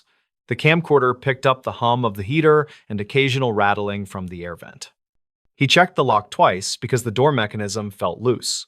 After settling in, he heated water for a packet of instant noodles and reviewed maps for the next day's assignment. The storm outside intensified until patterns of white spiraled across the glass. He attempted a radio check with a colleague at the ridge station, but heard only static layered with faint, irregular clicks. The storm likely disrupted all nearby channels. He made a note to attempt another call before sleeping. As he prepared to shut off the overhead light, he heard a soft tap at the door. He froze. The tap repeated once, then stopped. He approached carefully and looked through the peephole. Nothing moved outside except snow swirling across the walkway. He waited several minutes before returning to the bed. The heater clicked loudly as it cycled off. The room dimmed under the single lamp beside the table. The camcorder remained on standby, its indicator light reflecting faintly on the wall. He planned to sleep early, yet another sound reached him, a scraping near the bathroom vent. It resembled metal sliding against metal in short, inconsistent strokes. Elias stepped into the bathroom and turned on the light. The vent cover rattled slightly when he tapped it. Cold air drifted out as if the duct connected to an exterior shaft. He bent down to listen more closely. The scraping stopped. The sudden silence felt sharper than the noise. He adjusted the vent screws with his multi-tool but left the cover in place. When he returned to the main room, he checked the door again. The lock remained secure. Outside, the wind howled across the lot, shaking the walkway railings. He sat on the bed and opened his notebook. Before writing anything, he heard the tap again, this time softer, like something brushing against the metal edge rather than knocking. He whispered, "Who's there?" though he knew the front desk warned him about storm pressure causing false knocks. He turned on the camcorder and aimed it toward the door, placing it on the table. He spoke a brief comment into the microphone about strange noises likely caused by wind. The camera captured the faint draft that moved the curtains slightly. He stepped to the window, but the outside walkway remained empty. At 11:30, the power flickered once. The heater stuttered briefly before restarting. The camcorder remained stable, but its audio began picking up a rhythmic clicking pattern that Elias did not hear with his own ears. He rewound the last few seconds and listened carefully. The clicking repeated at irregular intervals, almost like distant footsteps recorded through interference. He frowned and checked the hallway again through the peephole. Still nothing. He decided to test the lock mechanism to ensure no draft pushed the door. He turned the deadbolt, then pulled lightly on the handle. The door did not budge. As he stepped back, he heard another sound, this time from behind him. A soft sliding noise near the window. When he turned, the curtains swayed slightly though. No wind entered the room. He approached the window and pressed his hand against the glass.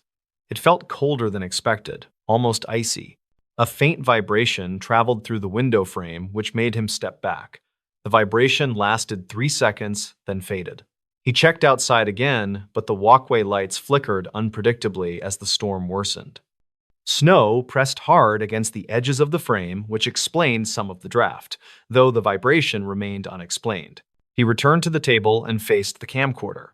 The indicator light blinked slowly. He reviewed another short segment and noticed brief distortions in the audio that resembled whisper-like tones layered under the clicking. The tones carried no clear words, only rough syllables shaped by interference.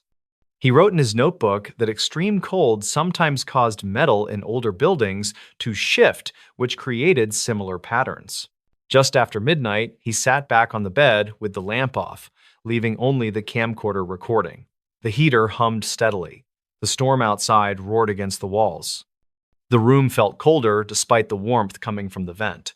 He covered himself with the blanket, but remained alert after the earlier noises.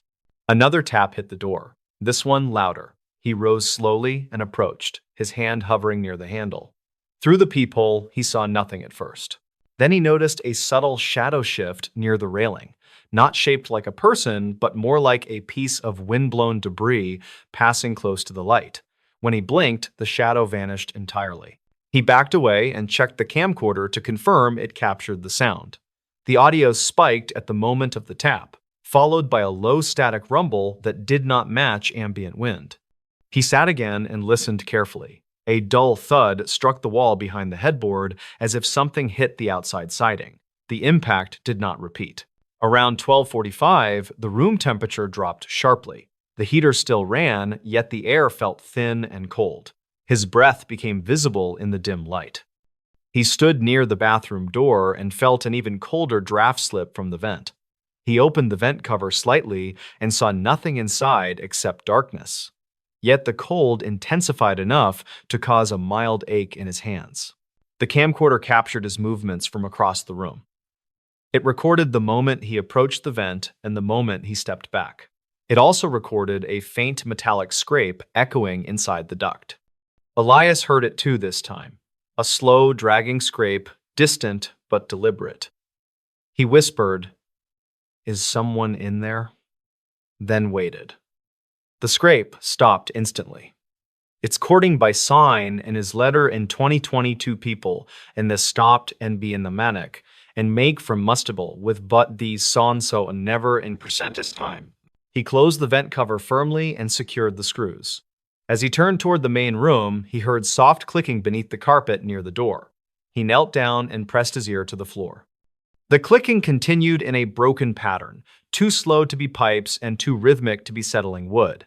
It almost resembled a sequence, like metal tapping arranged in a coded repetition. He stepped back and wrote a brief note about the sound. Before he finished the sentence, the power flickered a second time. The lamp shut off completely. Only the dim LED on the camcorder continued glowing. The heater stopped. The room fell silent except for wind outside and the faint click inside the duct. Elias sat near the camcorder so its microphone could capture any continued noise. The LED brightened slightly to compensate for the darkness. Snow pounded against the window so forcefully that the frame creaked. The clicking inside the duct transitioned into a scraping again. It grew slightly louder, then abruptly stopped. A moment later, a new sound echoed from the door. Not a tap, a slow, heavy shift of metal against metal. The deadbolt twisted halfway before stopping. Elias lunged for the handle and locked it again. His breathing sped up as he pressed his weight against the door. The hallway remained silent. Only the wind moved outside. He checked the peephole but saw nothing except the distorted glow of the walkway lights. He stepped back and grabbed his phone even though he had no reception earlier. The screen showed no signal. He powered it off and on again out of habit, but nothing changed. He picked up the camcorder and held it in front of him. The lens caught his anxious breathing and the dim glow from the hallway.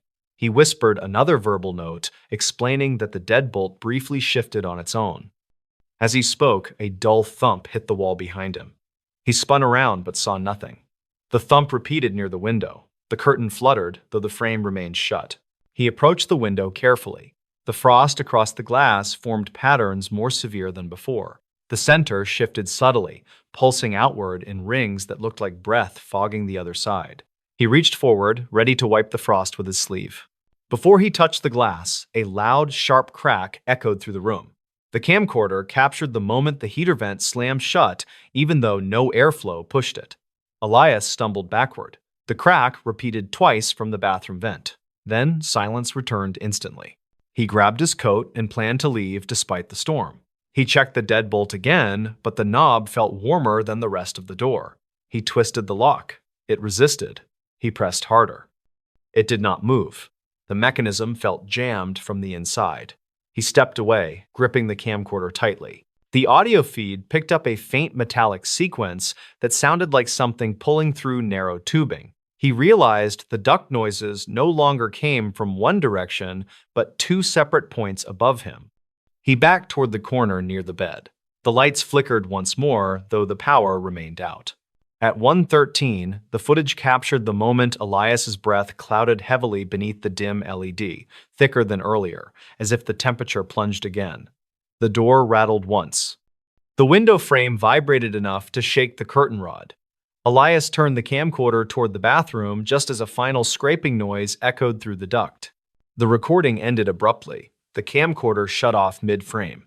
Staff entered the room the following afternoon after Elias failed to check out. The door remained locked from the inside. No signs of forced entry appeared. The room was undisturbed except for his notebook lying open on the table and faint frost patterns covering the window interior. The temperature inside measured significantly lower than the hallway, even though the heater was functional. His belongings remained untouched. Elias was gone. Investigators found no evidence of intrusion. The camcorder battery drained completely, though the file remained intact. Review teams noted the audio distortions and unusual duct noises, concluding they resulted from storm pressure, faulty ventilation, or electrical fluctuation, though none of those factors aligned perfectly with the sequence captured. Locals still warned travelers about staying in the motel's older rooms during severe January storms. They mentioned the vents carrying strange echoes on the coldest nights, and door mechanisms shifting without clear reason. Some former guests claimed to hear tapping from the duct hours before the storm peak, even when no other rooms are occupied. Room 6 remains closed for renovations according to the motel management. Yet people driving past on winter nights sometimes say they see the curtains sway even when no wind touches the windows, as if someone inside still stands near the glass watching the snow drift across the lot. What happened inside this winter motel still haunts police. The discovery of a frozen guest log beneath the floorboards of a demolished building changed the history of a small town. A construction worker found the leather book while clearing debris from a winter motel that had been closed for decades. The pages were damp, but the ink remained legible enough to reveal a series of names that never officially checked out. It contained a final entry from a traveler who seemed to document a very strange event before vanishing into the night. Silas Vance was a 45-year-old insurance investigator who spent his days traveling between the quiet and snowy towns. He arrived at the motel early on a Tuesday evening with the simple goal of resting before his morning meeting. The weather was unusually cold for that time of year, and Silas expected to finish his paperwork in the warm room. He carried a heavy briefcase and a small portable radio to keep him company during the long and silent winter night. The air was dry, and the building felt heavy with the scent of old carpet and stale smoke that lingered. As Silas parked his car in front of room 12, he noticed a series of strange markings on the doorframe. He followed the grain of the wood with his fingers until he felt a deep vibration coming from the door. The investigator stepped inside the room and noticed that the furniture was arranged in a pattern that made no sense. He moved toward the desk and found a small handwritten note tucked under the base of the plastic bedside lamp. The note was dated August 10th, 1972, and it warned the reader not to turn off the lights. He sat on the bed, and the internal silence of the room was broken by a soft humming from the walls. A thick layer of frost began to form on the window, even though the heater was running at full power. Silas reached for his radio to find a music station, but only a rhythmic clicking came through the small speaker. He found a ledger in the drawer and noticed that the last guest had written about a shadow in corner.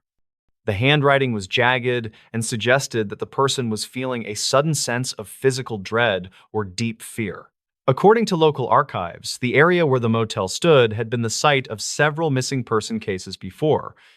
Dispatch logs from that decade indicate that multiple guests reported seeing figures that stood perfectly still in the parking lot. Search teams arrived at the property 4 days after Silas was reported missing, but found no signs of any struggle. They found his car parked in the exact same spot, but the interior was filled with a fine white sand.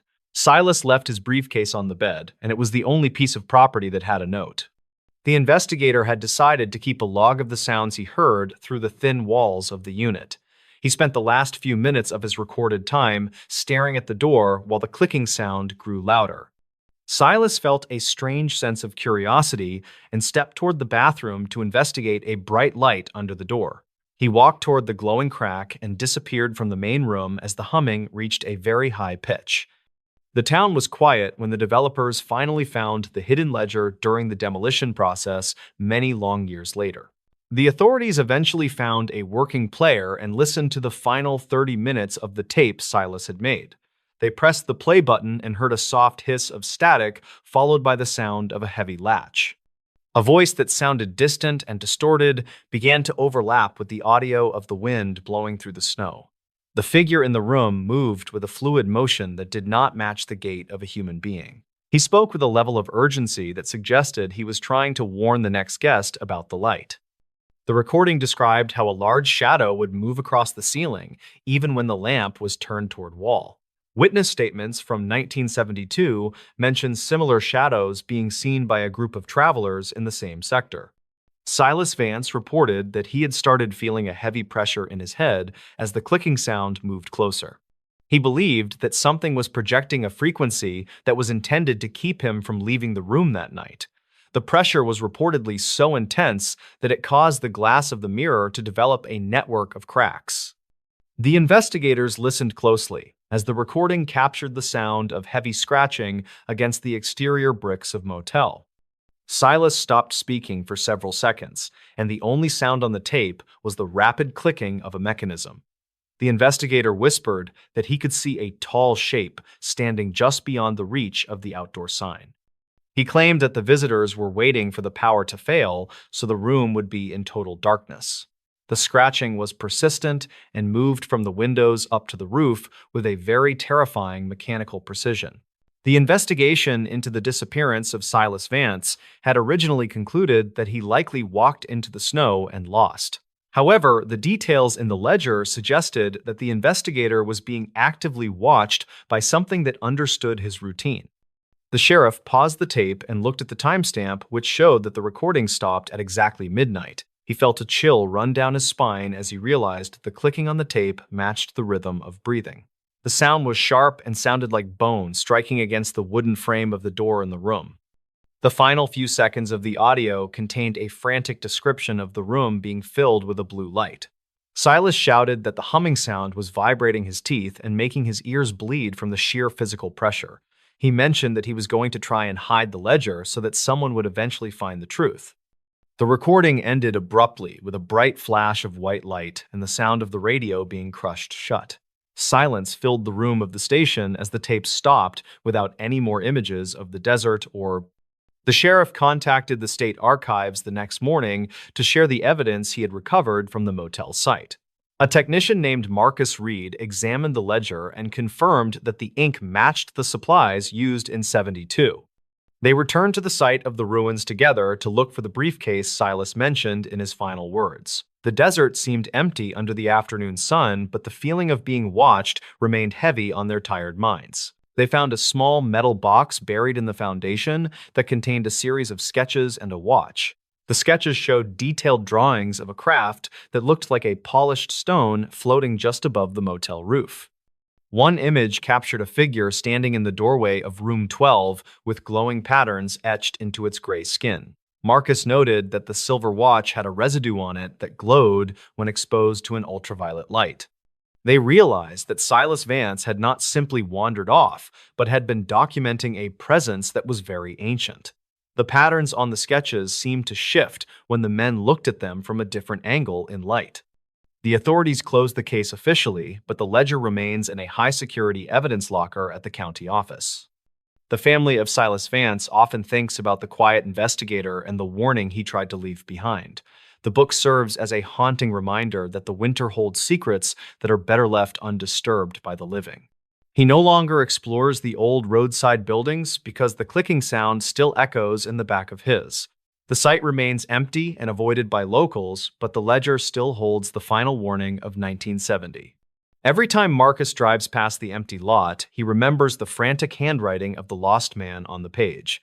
He kept a copy of the report in a safe place, but he rarely has the courage to read. The researcher, Marcus Reed, moved away shortly after the investigation ended, and he never spoke of the silver watch again. Local legends continue to grow about the motel room and the lights that still appear over the snow floor. Silas knew that the truth was recorded on that small ledger hidden under the boards of the old room. Today, the highway is monitored by new systems that do not require a man to stop at a motel today. The lot is covered with winter snow, and the state has removed the old signs from the high desert sector. Silas Vance spends his time working in the city where the lights keep the shadows away from the windows. He still wonders if the clicking sound he heard on the tape was a message or just the sound. The winter wind continues to blow snow against the ruins, while the memory of the investigator fades into local history. The road goes on forever, but some travelers never reach the end of the line because of the motel lights. Keep your eyes on the road and do not look too long into the shadows of the high winter night. The truth is there, but it is hidden in the static and the clicking of the old magnetic tapes recorded. Silas Vance knows this, and that is why his voice stays in the ledger where the words never truly fade. The snow is waiting for the next traveler to pull over and listen to the humming in the air. The archived records of the local police department show that the original investigators were deeply unsettled by the evidence found. Many of them resigned within a year of the search and refused to speak about the details of Room 12. They reportedly felt a lingering coldness that no amount of heating could fix even in the middle of the summer. The case of Silas Vance remains one of the most chilling, unexplained mysteries in the history of the mountain pass. His voice on the tape continues to remind us that some winter nights are far longer than the calendar says. The warning, hidden in a camper's last dashcam footage. The presence of a dashcam often provides the only objective record of what occurs when a person disappears into the wilderness alone. In many cases of missing hikers and campers, the final frames of footage contain subtle details that authorities originally missed during the initial search. A small silver vehicle was found abandoned at the end of a Forest Service road in the spring of 2022. Inside the car, a dashboard camera was still plugged into the power port despite the battery of the vehicle being completely dead. Lyle Hendricks was a 48-year-old freelance photographer who specialized in capturing rare nocturnal wildlife in the high desert. He arrived at the remote canyon entrance on a Friday afternoon with the simple goal of setting up his motion cameras. The weather was unusually warm for that time of year, and Lyle expected to stay at his campsite for at least 3 nights. He carried a professional-grade camera bag and enough water to last for several days in the dry heat of the canyon. The landscape was rugged and filled with deep sandstone cracks that could easily hide a man from the view of a helicopter. As Lyle drove his truck along the narrow dirt path, he noticed a series of strange markings painted on the rocks. He followed the winding road until he reached a flat clearing where the trail ended abruptly at the edge of a cliff. The dashcam recorded him parking the vehicle and stepping out to inspect the area before the sun began to set. Lyle looked toward the horizon and seemed to be tracking something moving quickly through the brush near the base of the cliffs. He returned to the truck and checked his GPS unit before realizing that the signal was fluctuating wildly for no reason. He sat in the driver's seat and the dashcam captured a strange humming sound that seemed to be coming from the ground. A thick layer of dust began to swirl around the hood of the car, even though there was no wind that day. Lyle reached for his radio to call the park dispatch office, but only static came through the small speakers of the unit. He found a piece of notebook paper and wrote a quick note about a light he saw reflecting off the canyon walls. The handwriting on the note was shaky and suggested that Lyle was feeling a sudden sense of physical disorientation or fear. According to local archives, the area where Lyle parked had been the site of several unexplained disappearances since 1975. Dispatch logs from that decade indicate that multiple campers reported seeing figures that moved without making any sound at all. Search teams arrived at the clearing 4 days after Lyle was reported missing, but found no signs of a struggle or injury.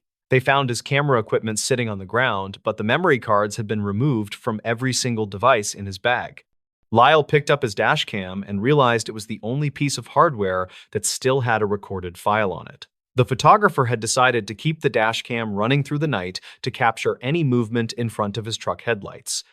He spent the last few minutes of his recorded life staring into the darkness while the internal microphone picked up a rhythmic clicking. Lyle felt a strange sense of curiosity and stepped out of the vehicle one last time to investigate the source of the noise. He walked toward the edge of the clearing and disappeared from the frame of the dash cam as the clicking sound grew louder. The town was quiet when the investigators finally played the footage back at the local police station several weeks later.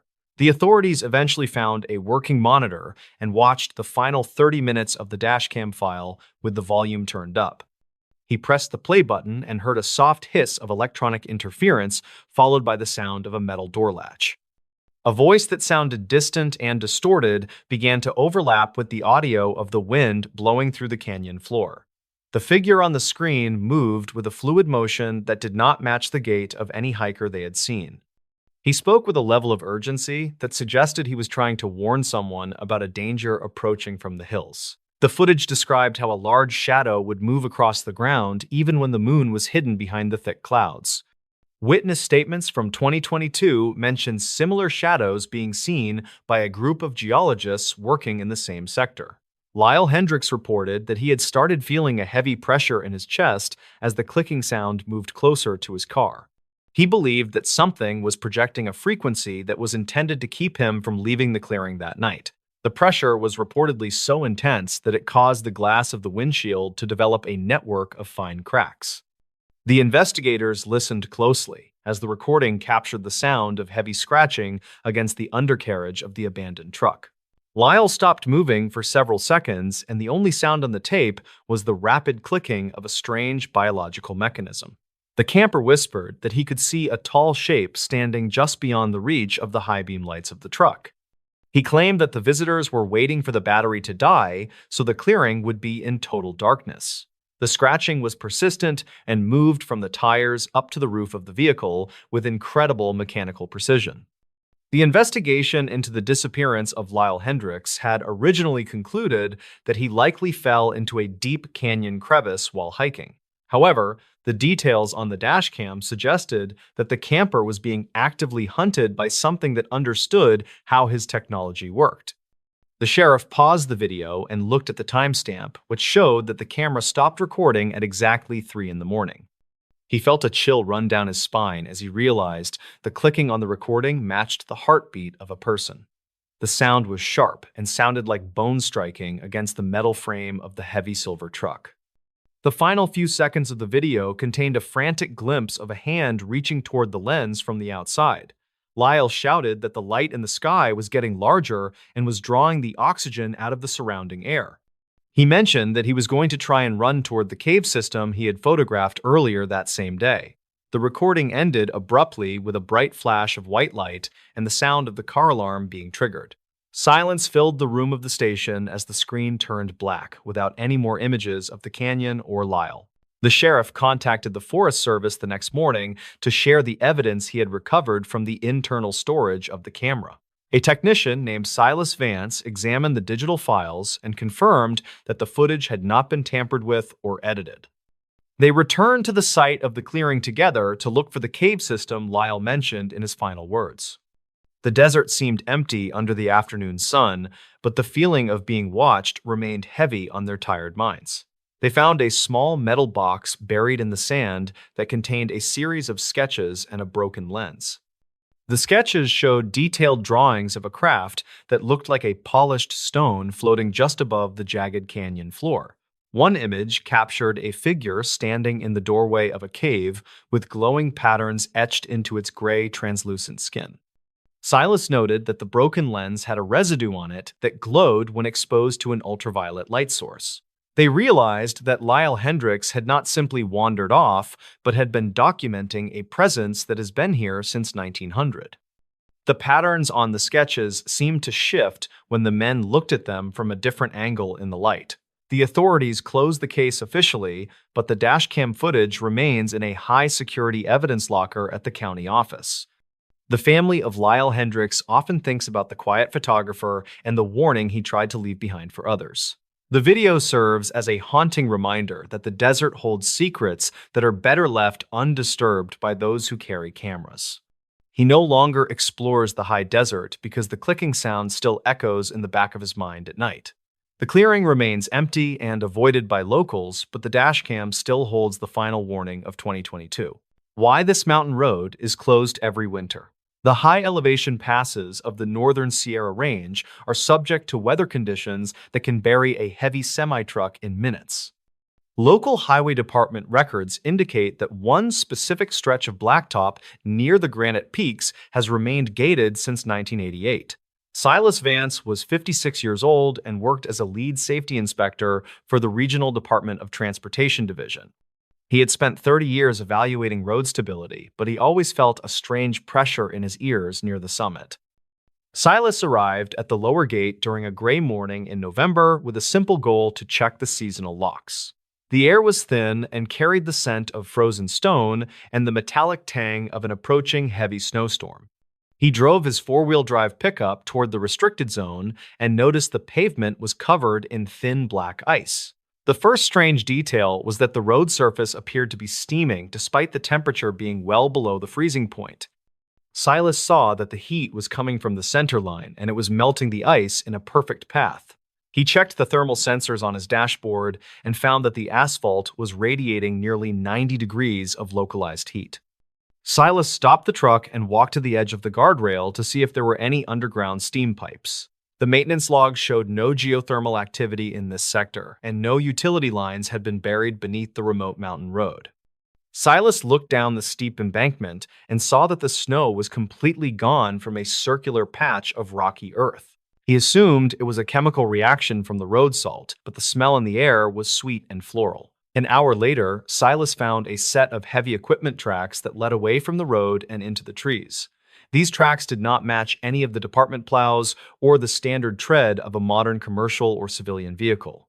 Silas followed the markings for 50 yards and found a vintage surveyor rod standing upright in the middle of the brush. The metal was polished and looked brand new despite the harsh mountain environment that usually rusted iron in a single season. Silas checked the serial number on the rod and realized it belonged to a crew that vanished in 1972. That specific team had been tasked with mapping the original route before the road was paved for the local logging industry. It was impossible for the tool to be in such perfect condition after sitting in the forest for several decades. The inspector began to feel a sense of heavy static as he held the cold metal rod in his gloved hands.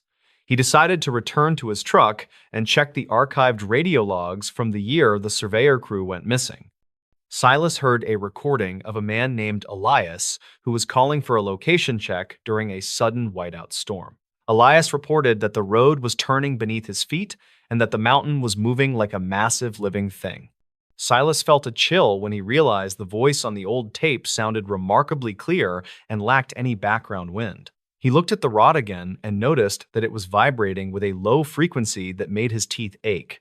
The inspector realized the road was not closed because of the snow, but because of a physical displacement of space. A third anomaly appeared when Silas looked through his binoculars and saw a man in a red jacket standing on the peak. The figure was holding a transit level and appeared to be taking measurements of the clouds that were rolling over the ridge. Silas called out to the man, but the wind swallowed his voice, and the figure did not turn or acknowledge him.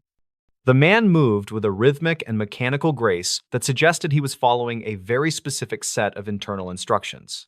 Silas checked the local missing person files and found a photo of Elias wearing that exact same bright red parka jacket. When Silas looked through the lenses a second time, the peak was empty and only the gray rocks remained in view. He realized the surveyor was still finishing the job he started 50 years ago during the Great Winter Blizzard. Silas started connecting the dates of the road closures with the cycles of the lunar calendar and the mountain solar flares. He used a red pen to mark the years when the department had reported seeing ghost lights on the high summit. The sightings occurred on the exact nights when the road temperature spiked and the ice began to melt from the asphalt. This pattern suggested that the mountain road was acting as a conductor for an energy source that originated deep inside. Silas felt the ground buckle slightly beneath his boots, even though the seismic monitors in the valley remained perfectly still. He realized the asphalt was not just a road, but was a seal placed over a very thin spot in reality. Silas reached out to a retired foreman who had helped pave the mountain pass back in the late 60s. The foreman listened to the description of the steam, and he told Silas to leave the summit before the sun set. The old man whispered that the road was built with a special volcanic aggregate that was supposed to prevent heavy ice. He claimed the stones were taken from a site that the local tribes had warned the engineers to leave alone forever. Silas looked back at the surveyor rod and realized the notches were moving, as if the metal were slowly breathing. Every name listed in the original crew manifest was actually a descendant of the people who once protected the high peaks. Silas found a note in the foreman diary that described a road that leads to a place without time. The surveyor, Elias, was the last person to stand on the summit before the road was officially gated and locked in '88. According to the final report, Elias had discovered that the mountain was not made of solid granite, but of hollow light. Silas realized the man in the red jacket was not a ghost, but was a part of the mountain itself. He received one final shock when he looked at his own GPS and saw his location was listed as sea level. The figure in the red jacket appeared at the edge of the woods and pointed toward the lower valley gate. Silas turned his truck around and drove down the mountain as fast as the black ice would allow him to. He realized that the ordinary mountain road was a bridge that only opened when the cold air hit the peak. Silas packed his gear and decided to report that the road was structurally unsound and should be decommissioned for public use. He called his supervisor to say that the granite was shifting and that the risk of a landslide was high. The supervisor accepted the report without any questions, as if he had been waiting for an excuse to keep it closed. Silas drove away and watched the summit disappear in the fog as the first heavy flakes of the storm fell. He kept the surveyor rod in his truck as a reminder of the man who was still measuring the peaks. He never spoke about the steam or the red jacket to the other inspectors or to the local media. The road remains closed every winter because the mountain needs to finish its work in the silence of the snow. The mystery of the mountain road remains a secret known only to those who have felt the heat of the asphalt. Experts say that the steam is caused by a natural underground spring that warms the rocks during the winter months. Silas knew the difference between a natural spring and a road that was trying to tell him a long story. He lived the rest of his life watching the mountains from the safety of the valley floor and the sun. The forest holds its secrets in the deep snow, and the wind covers the sound of the surveyor at work. The quiet warnings were real, and the road is still waiting for the next storm to open the door. Silas Vance died, knowing that some places on a map are not meant to be traveled by the living. The Department of Transportation eventually reinforced the gates and added a row of heavy concrete barriers to the entrance. They cited geological instability and unpredictable rockfalls as the primary reasons for the permanent closure of the northern pass. Silas often looked at his old field notes and wondered if the surveyor rod was still vibrating in the basement. He had noticed that the serial number on the rod matched the coordinates of the melting circle on the mountain. This suggested that the tools were not just instruments for measuring, but were anchors for a different kind of reality.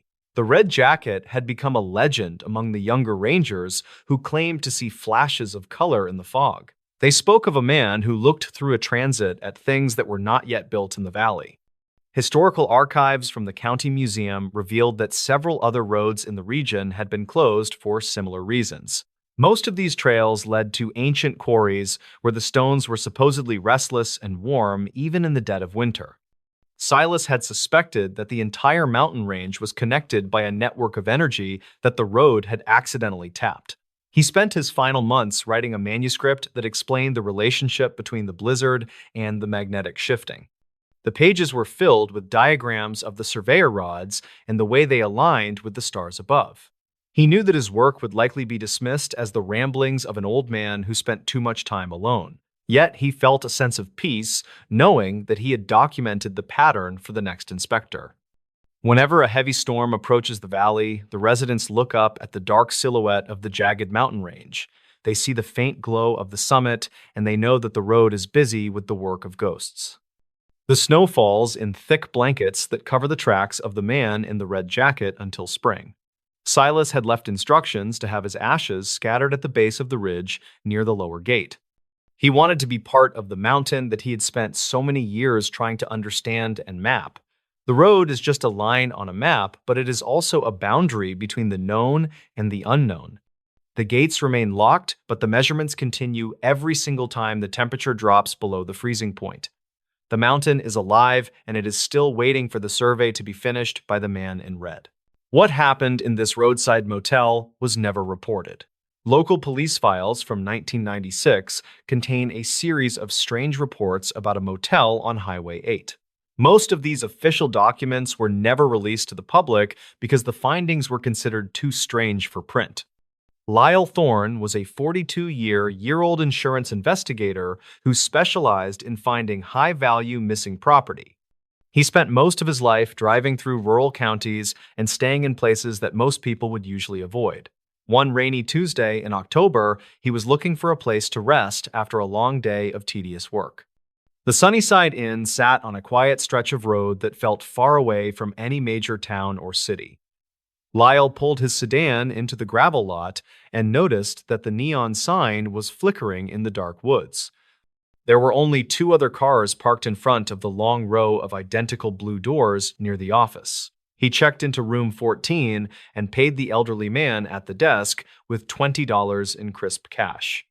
The room smelled like old cedar and industrial cleaner, which was common for these types of cheap roadside lodging houses.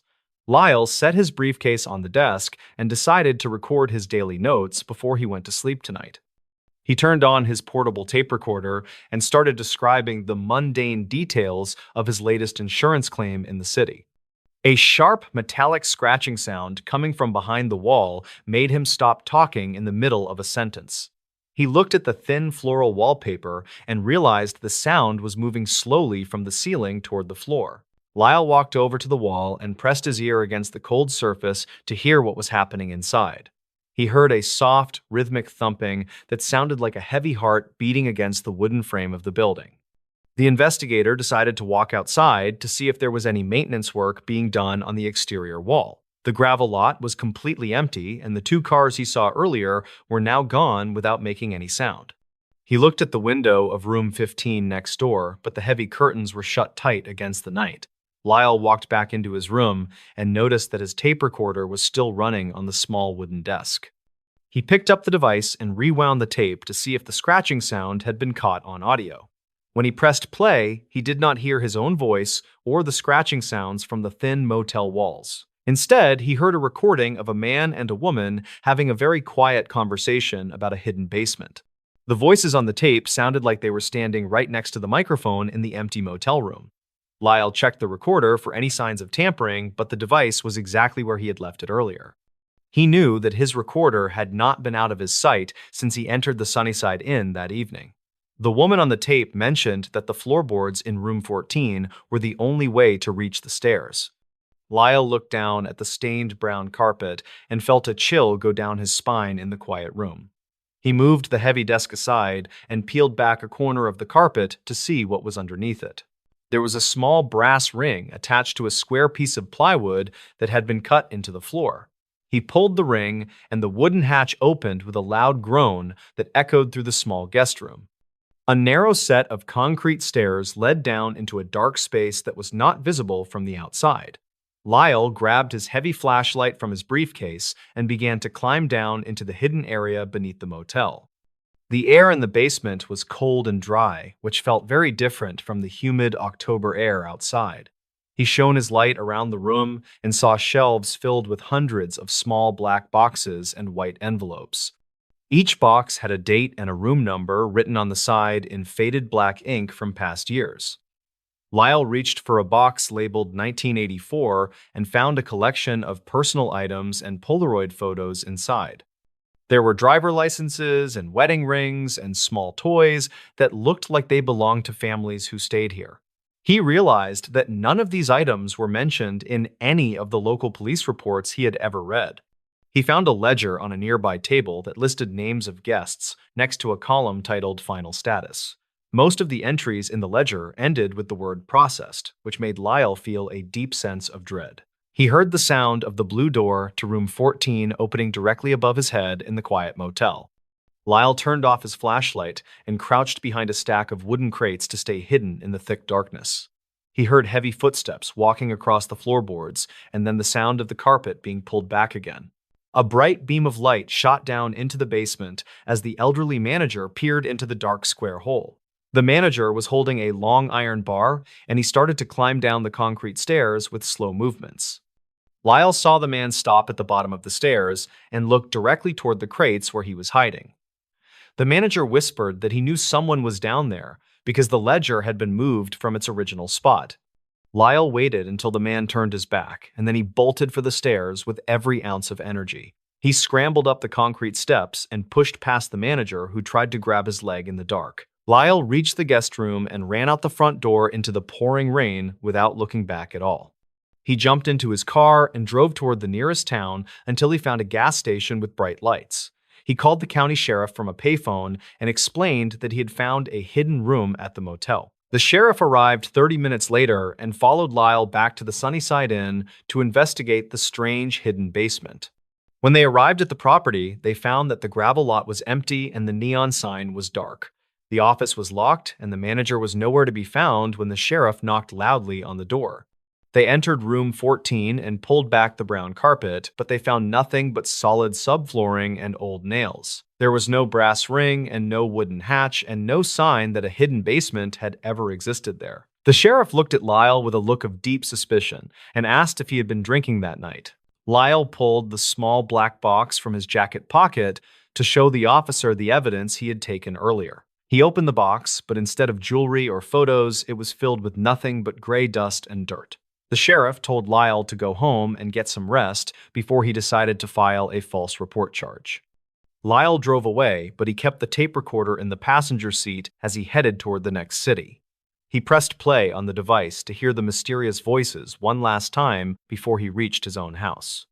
The tape was completely silent for several minutes until a new voice started speaking at a very low volume level.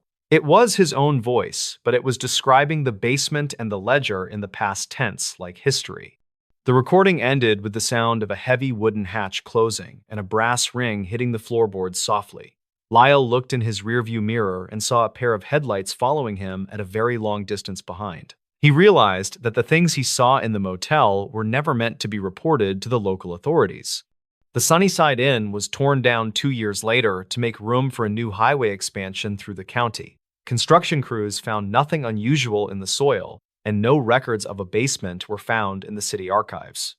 Lyle Thorne moved to another state and stopped working as an insurance investigator shortly after that strange night in October. He never stayed in a roadside motel again for the rest of his life because he feared the walls. Some stories are better left in the dark where they cannot be proven or recorded by the light of day. The truth about Room 14 remains buried under miles of hot black asphalt and the silence of the deep woods.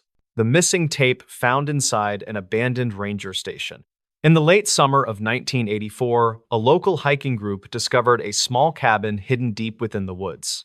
The structure served as an old ranger station that the forestry department had officially decommissioned over 30 years before that day. Inside the dusty main room, they found a single magnetic tape sitting on a desk next to an empty lantern. The reel was thick with grime and appeared to have been untouched since the mid-20th century was still in its prime. Silas Vance was a 32-year-old land surveyor who spent most of his weeks mapping the rugged terrain. He arrived at the trailhead early on a Tuesday morning with the simple goal of marking the western boundary lines. The weather was unusually clear for that time of year, and Silas expected to finish his work before the sunset. He carried a heavy pack filled with surveying tools and a large thermos of coffee to keep his energy levels high. The forest was quiet and the air felt heavy with the scent of damp pine needles and ancient decaying wood. As Silas pushed through a dense thicket of pine trees, he stumbled upon the rotted remains of a wooden fence. He followed the timber line until he saw the silhouette of a small building perched on a rocky limestone ledge. The windows were boarded up with gray planks, and the front door hung slightly open on its rusted iron hinges. Silas stepped onto the porch and felt the floorboards groan under his weight as he moved toward the dark interior. He noticed that the structural integrity of the cabin was failing as the roof sagged under the weight of moss. He pushed the door open and noticed a strange scent of old paper and copper hanging heavy in the air. A thick layer of dust covered every surface, but the desk in the center of the room looked surprisingly clean. Silas approached the desk and saw a reel-to-reel tape recorder sitting ready as if someone just stepped away. He found a small black cassette tape resting beside the machine with a handwritten label that simply said August 4th. The handwriting was cramped and looked as though it had been written by a hand that was shaking with fear. According to local archives, the last ranger assigned to this specific station was a man named Elias Thorne in 1950. Dispatch logs from that year indicate that Elias stopped responding to his weekly radio check-ins without any prior warning. Search teams combed the surrounding hills for several weeks, but never found a trace of the missing Forest Service employee. Silas picked up the tape and realized it was the only piece of modern equipment left in the entire building. He felt a cold sensation in his chest as he wondered what had truly happened to the man named Elias. The surveyor decided to bring the tape back to his office to see if the recorded audio contained any clues. He spent the next 3 hours hiking back to his truck while the sun began to dip below the horizon. Silas felt a strange sense of urgency to hear the voice of the man who had vanished so long ago. He drove home in silence and immediately began searching for a compatible player to listen to the old magnetic reel. The town was quiet as he passed through the main street and noticed the flickering lights of the old theater. Silas eventually found a working player at a local thrift store and connected it to his desk speakers that evening. He pressed the play button and heard a soft hiss of static, followed by the sound of a heavy door closing. A voice that sounded tired and strained began to speak about a series of lights appearing in the northern valley. The man on the recording claimed that the lights were moving in patterns that did not match any known aircraft. He spoke with a level of detail that suggested he was an experienced observer of the natural mountain world. The narrator described how the lights would hover over the tree line for hours before disappearing into the deep mountain lakes. Witness statements from 1950 mentioned similar sightings by residents in the nearby town of Oakhaven during that same summer. Elias Thorne reported that he had started hearing a low humming sound coming from the floorboards of the station. He believed that something was living beneath the cabin and was using the radio antenna to broadcast a strange signal. The humming was reportedly so intense that it caused the glass jars on the shelves to vibrate and crack. Silas listened closely as the recording captured the sound of rhythmic tapping against the exterior walls of the ranger station. Elias stopped speaking for several seconds, and the only sound on the tape was the heavy breathing of a man. The ranger whispered that he could see eyes reflecting the moonlight through the gaps in the wooden boards of the door. He claimed that the visitors were not from the town, and they did not look like any animals he knew. The tapping was persistent and moved from the walls up to the shingles on the roof with great speed. The investigation into the disappearance of Elias Thorne had originally concluded that he likely suffered from isolation and wandered off. However, the details on the tape suggested that the ranger was documenting a very specific and physical threat to his safety. Silas paused the audio and looked at the date on the tape, which was the day before Elias went missing. He felt a chill run down his spine as he realized the tapping on the recording was getting much louder. The sound was sharp and sounded like metal striking against the ancient wood of the isolated mountain station. The final few minutes of the audio contained a frantic description of the cabin being surrounded by a bright blue light. Elias shouted that the humming sound was vibrating the glass in the windows and making his ears bleed from the pressure. He mentioned that he was going to hide the tape in the desk and hoped that someone would eventually find it. The recording ended abruptly with a loud metallic crash and the sound of the wind rushing through the open station. Silence filled the room of Silas as the tape continued to spin without any more recorded sound or voices. Silas contacted the local historical society the next morning to share the evidence he had recovered from the abandoned woods. A researcher named Marcus Reed examined the tape and confirmed that the voice matched the old radio logs of Elias Thorne. They returned to the site of the ranger station together to look for the hidden compartment Elias mentioned on the tape. The forest seemed different under the morning light, but the feeling of being watched remained heavy on their minds. They found a small metal box buried under the floorboards that contained a series of photographs and a silver ring. The photographs showed blurry images of metallic objects hovering over the very trees Silas had walked through just the day before. One image captured a tall figure standing in the shadows of the porch with elongated limbs and very large dark eyes. Marcus noted that the silver ring had strange symbols etched into the band that did not belong to any language. They realized that Elias Thorne had not simply disappeared, but had been documenting an encounter that defies any logical explanation. The symbols on the ring seemed to glow faintly when the men brought it into the direct sunlight. The authorities reopened the case, but the physical evidence remained the only proof of what happened on that August night. Silas often thinks about the quiet ranger station and the man who spent his final hours recording a warning for others. The tape serves as a haunting reminder that some mysteries are buried in the woods for a very good reason. He no longer surveys that section of the forest because the low humming sound still echoes in his quiet dreams. The station remains empty and forgotten by most, but the tape still holds the secrets of 1950. Every time Silas looks at the jagged peaks of the mountains, he remembers the frantic voice of the lost forest ranger. He kept a copy of the tape in a safe place, but he rarely has the courage to play the audio. The researcher, Marcus Reed, moved away shortly after the investigation ended, and he never spoke of the silver ring again. Local legends continue to grow about the station on the limestone ledge and the lights that still appear in the valley. Silas knows that the truth is recorded on that thin magnetic strip hidden inside the drawer of his wooden desk. This abandoned cabin drew quiet warnings. The dense forests of the northern border states are filled with small structures that have been reclaimed by the thick moss over time. Local history records from the early 1970s indicate that one specific property on the ridge was deliberately left off all official maps. Silas Vance was 58 years old and worked as a senior land surveyor for a private timber company in the valley. He had spent 30 years walking through the brush, but he always avoided the steep slope near the jagged limestone cliffs. Silas arrived at the base of the ridge during a rainy morning in October with a goal to mark the timberline.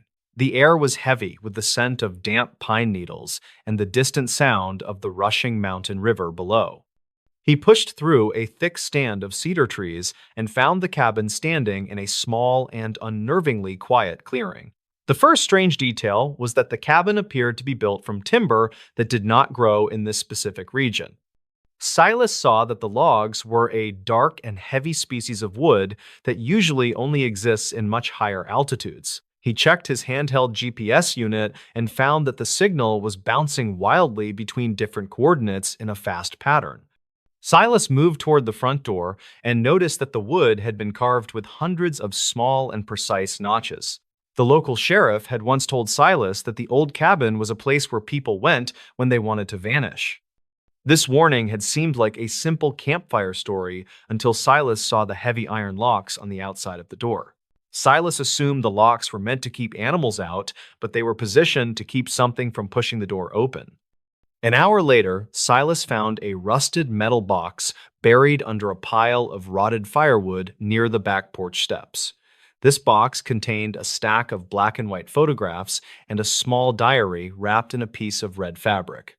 The photos were dated from 1964 to 1972, and they showed the cabin at different times of day. Silas flipped through the images and realized that the forest around the cabin never changed or grew in the 8 years shown. It looked like the trees were frozen in a specific stage of autumn despite the passage of nearly a decade of seasons. Silas checked the names written on the back of the photos, but they were all listed as missing in the county. It was impossible to tell why these people had gathered at this cabin, or what they were waiting for in the woods. The surveyor began to feel a sense of heavy observation as he stood in the center of the silent forest clearing.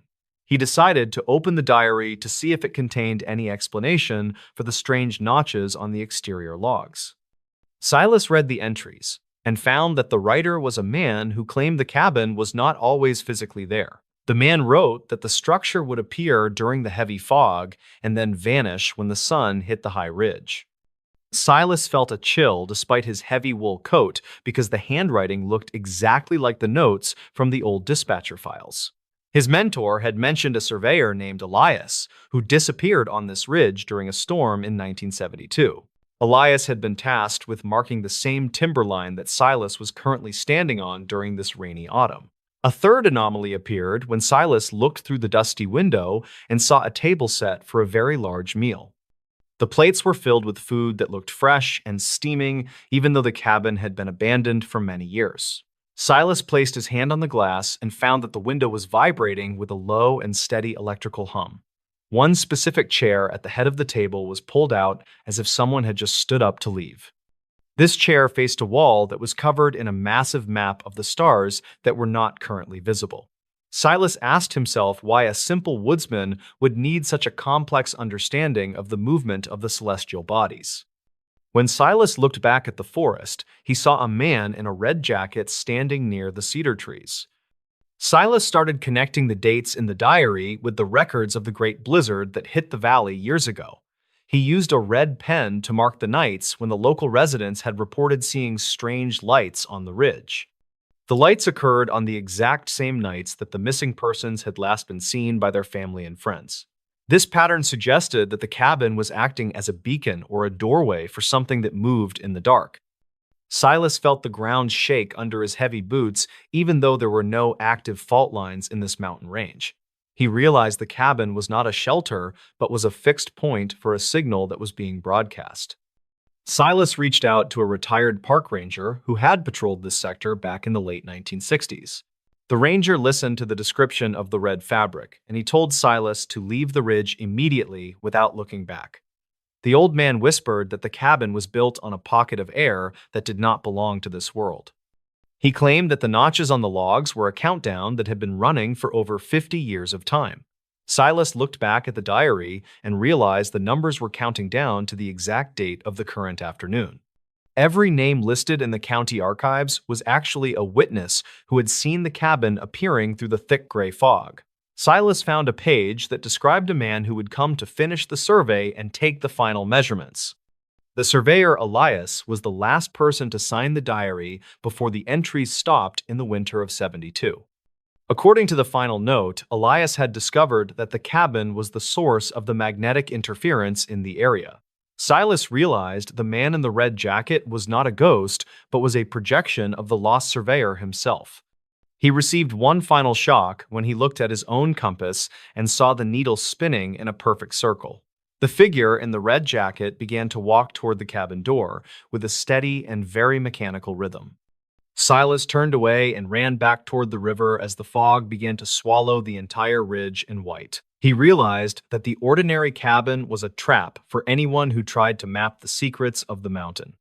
Silas packed his gear and decided to report that the ridge was too unstable for any timber harvesting or commercial activity.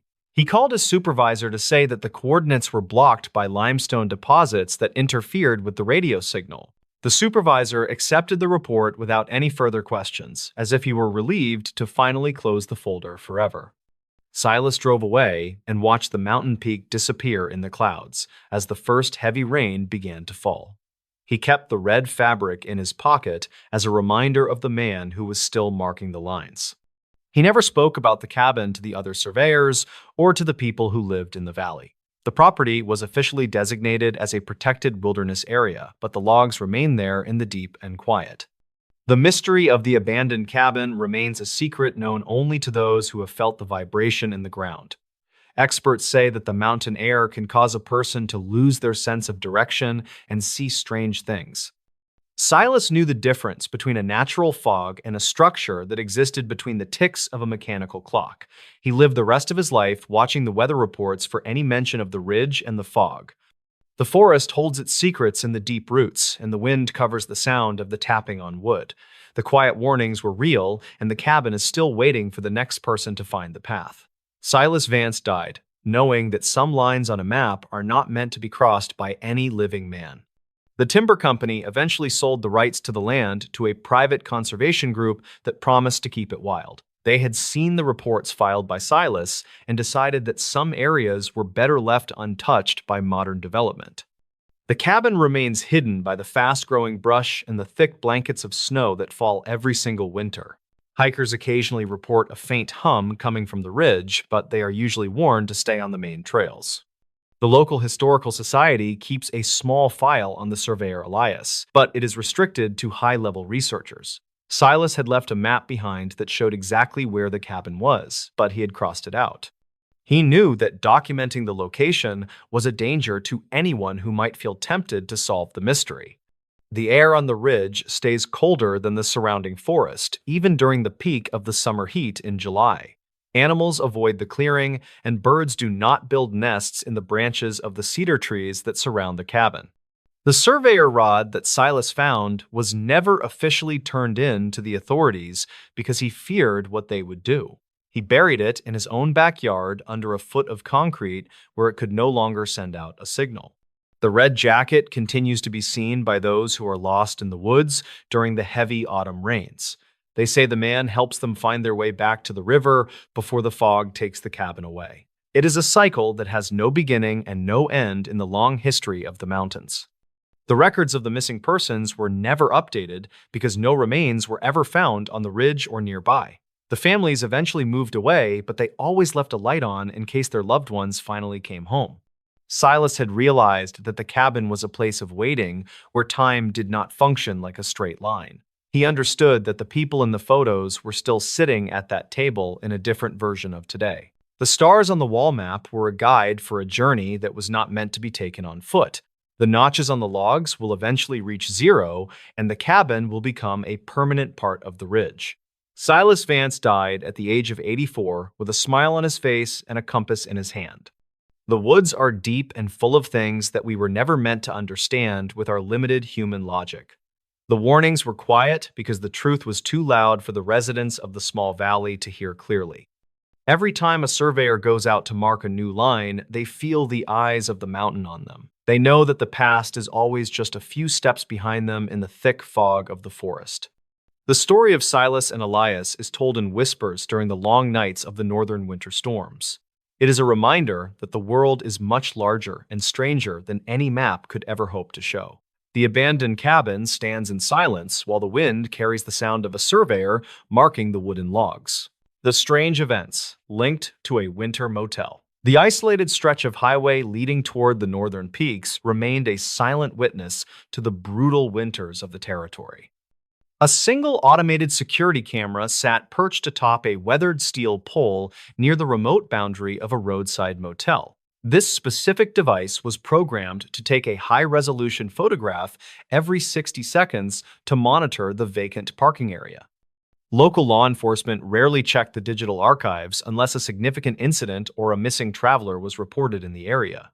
On a Tuesday in January of 2022, the camera recorded a sequence of images that seemed entirely ordinary. Silas Thorne was a 42-year-old maintenance technician who worked for the Regional Department of Transportation during that year. His primary job involved traveling to remote locations to ensure that solar panels and data transmitters were functioning within parameters. Silas enjoyed the solitude of his work because it allowed him to explore the rugged landscape far from the city noise. On that particular morning, he received a notification that a specific camera unit was experiencing a strange recurring storage error. He packed his tools into his white utility truck and began the long drive toward the isolated mountain pass corridor.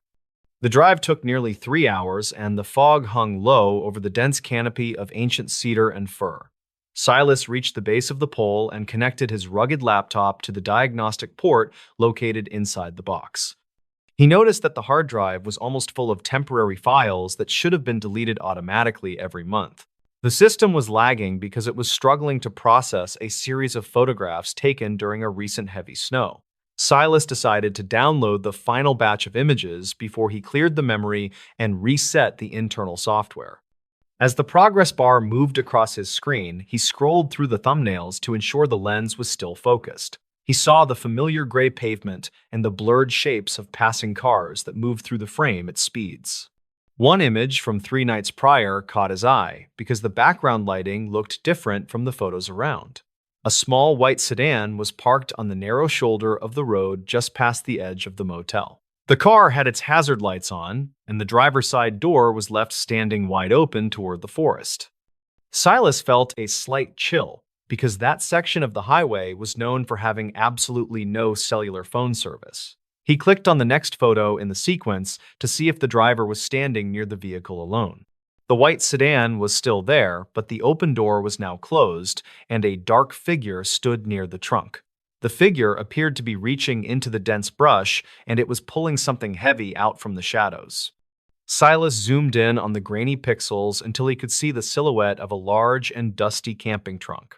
He checked the timestamps and realized that the person had been at that specific location for less than 5 minutes. The third photo showed the white sedan pulling back onto the asphalt and leaving nothing but tire tracks in the mud. Silas looked toward the actual spot on the shoulder and saw that the grass was still flattened near the trees. He felt a strange urge to investigate the area, even though his primary task for the day was already finished. He stepped over the metal guardrail and walked toward the exact place where the figure had stood in the photograph. The ground was soft from the recent rains, and he noticed deep gouges in the earth where something was dragged. He followed the trail for about 50 feet until he reached a small clearing hidden behind a thicket of ferns. Silas found the camping trunk tucked under a pile of damp pine needles and heavy branches that looked intentionally placed. He reached down to touch the cold plastic surface and saw that the heavy latches were sealed with tape. A faint smell of metallic decay hung in the stagnant air, and Silas immediately pulled his hand back in realization. He used his radio to contact the dispatch office and reported that he had discovered a suspicious item in woods. Within an hour, 2 state troopers arrived at the scene and began to secure the perimeter with yellow plastic tape. They asked Silas to show them the photographs on his laptop so they could identify the time and the place. The officers noted that the white sedan did not have a visible rear license plate in any of the frames. They carefully cut the tape on the trunk and discovered several stolen historical artifacts from a local museum storage facility. The museum had reported a quiet break-in 3 months earlier, but the investigators had no leads on the items. These artifacts were extremely valuable, and the thieves had likely hidden them in the forest until the heat died. The police realized the driver must have returned to the woods to move the cache to a more permanent location. They analyzed the road camera data from other units along the highway to track the path of the car. This lead eventually took them to a small rental property located 2 towns over from the edge of the park. Inside the house, the authorities found more items that had been taken during the same heist earlier that same year. The suspects had been living there under false names while they waited for a buyer to finalize a secret sale. One of the men was a former security guard who knew exactly how to avoid the primary surveillance systems. He did not realize that the remote traffic camera was set to trigger every minute regardless of any motion.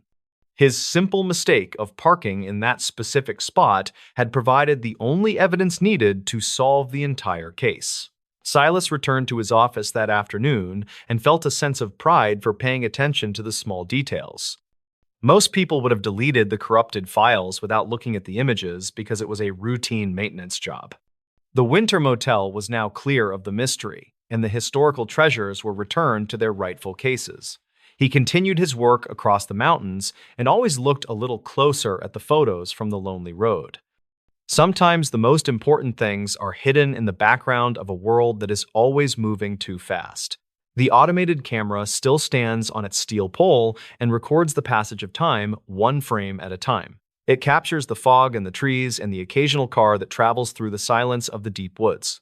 No one ever suspects that a simple machine could be the most important witness to a crime in the wilderness.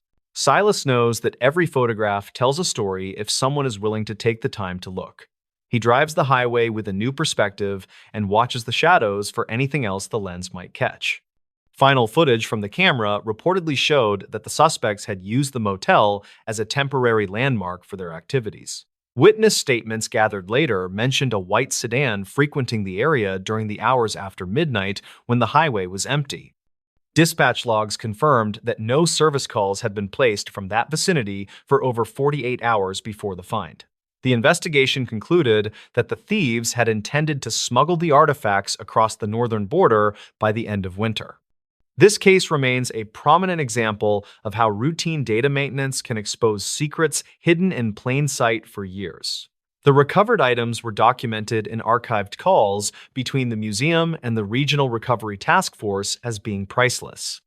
Silas often thinks about the moment the progress bar reached 100% and the thumbnail first appeared on his screen. The cold air of the mountain pass still carries the memory of that day when a machine captured the truth.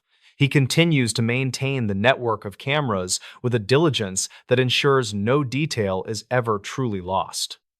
The forest remains quiet now, but the record of the winter motel is preserved in the Regional Safety Archives. The story of the stolen artifacts serves as a reminder of the historical significance buried within the small mountain towns.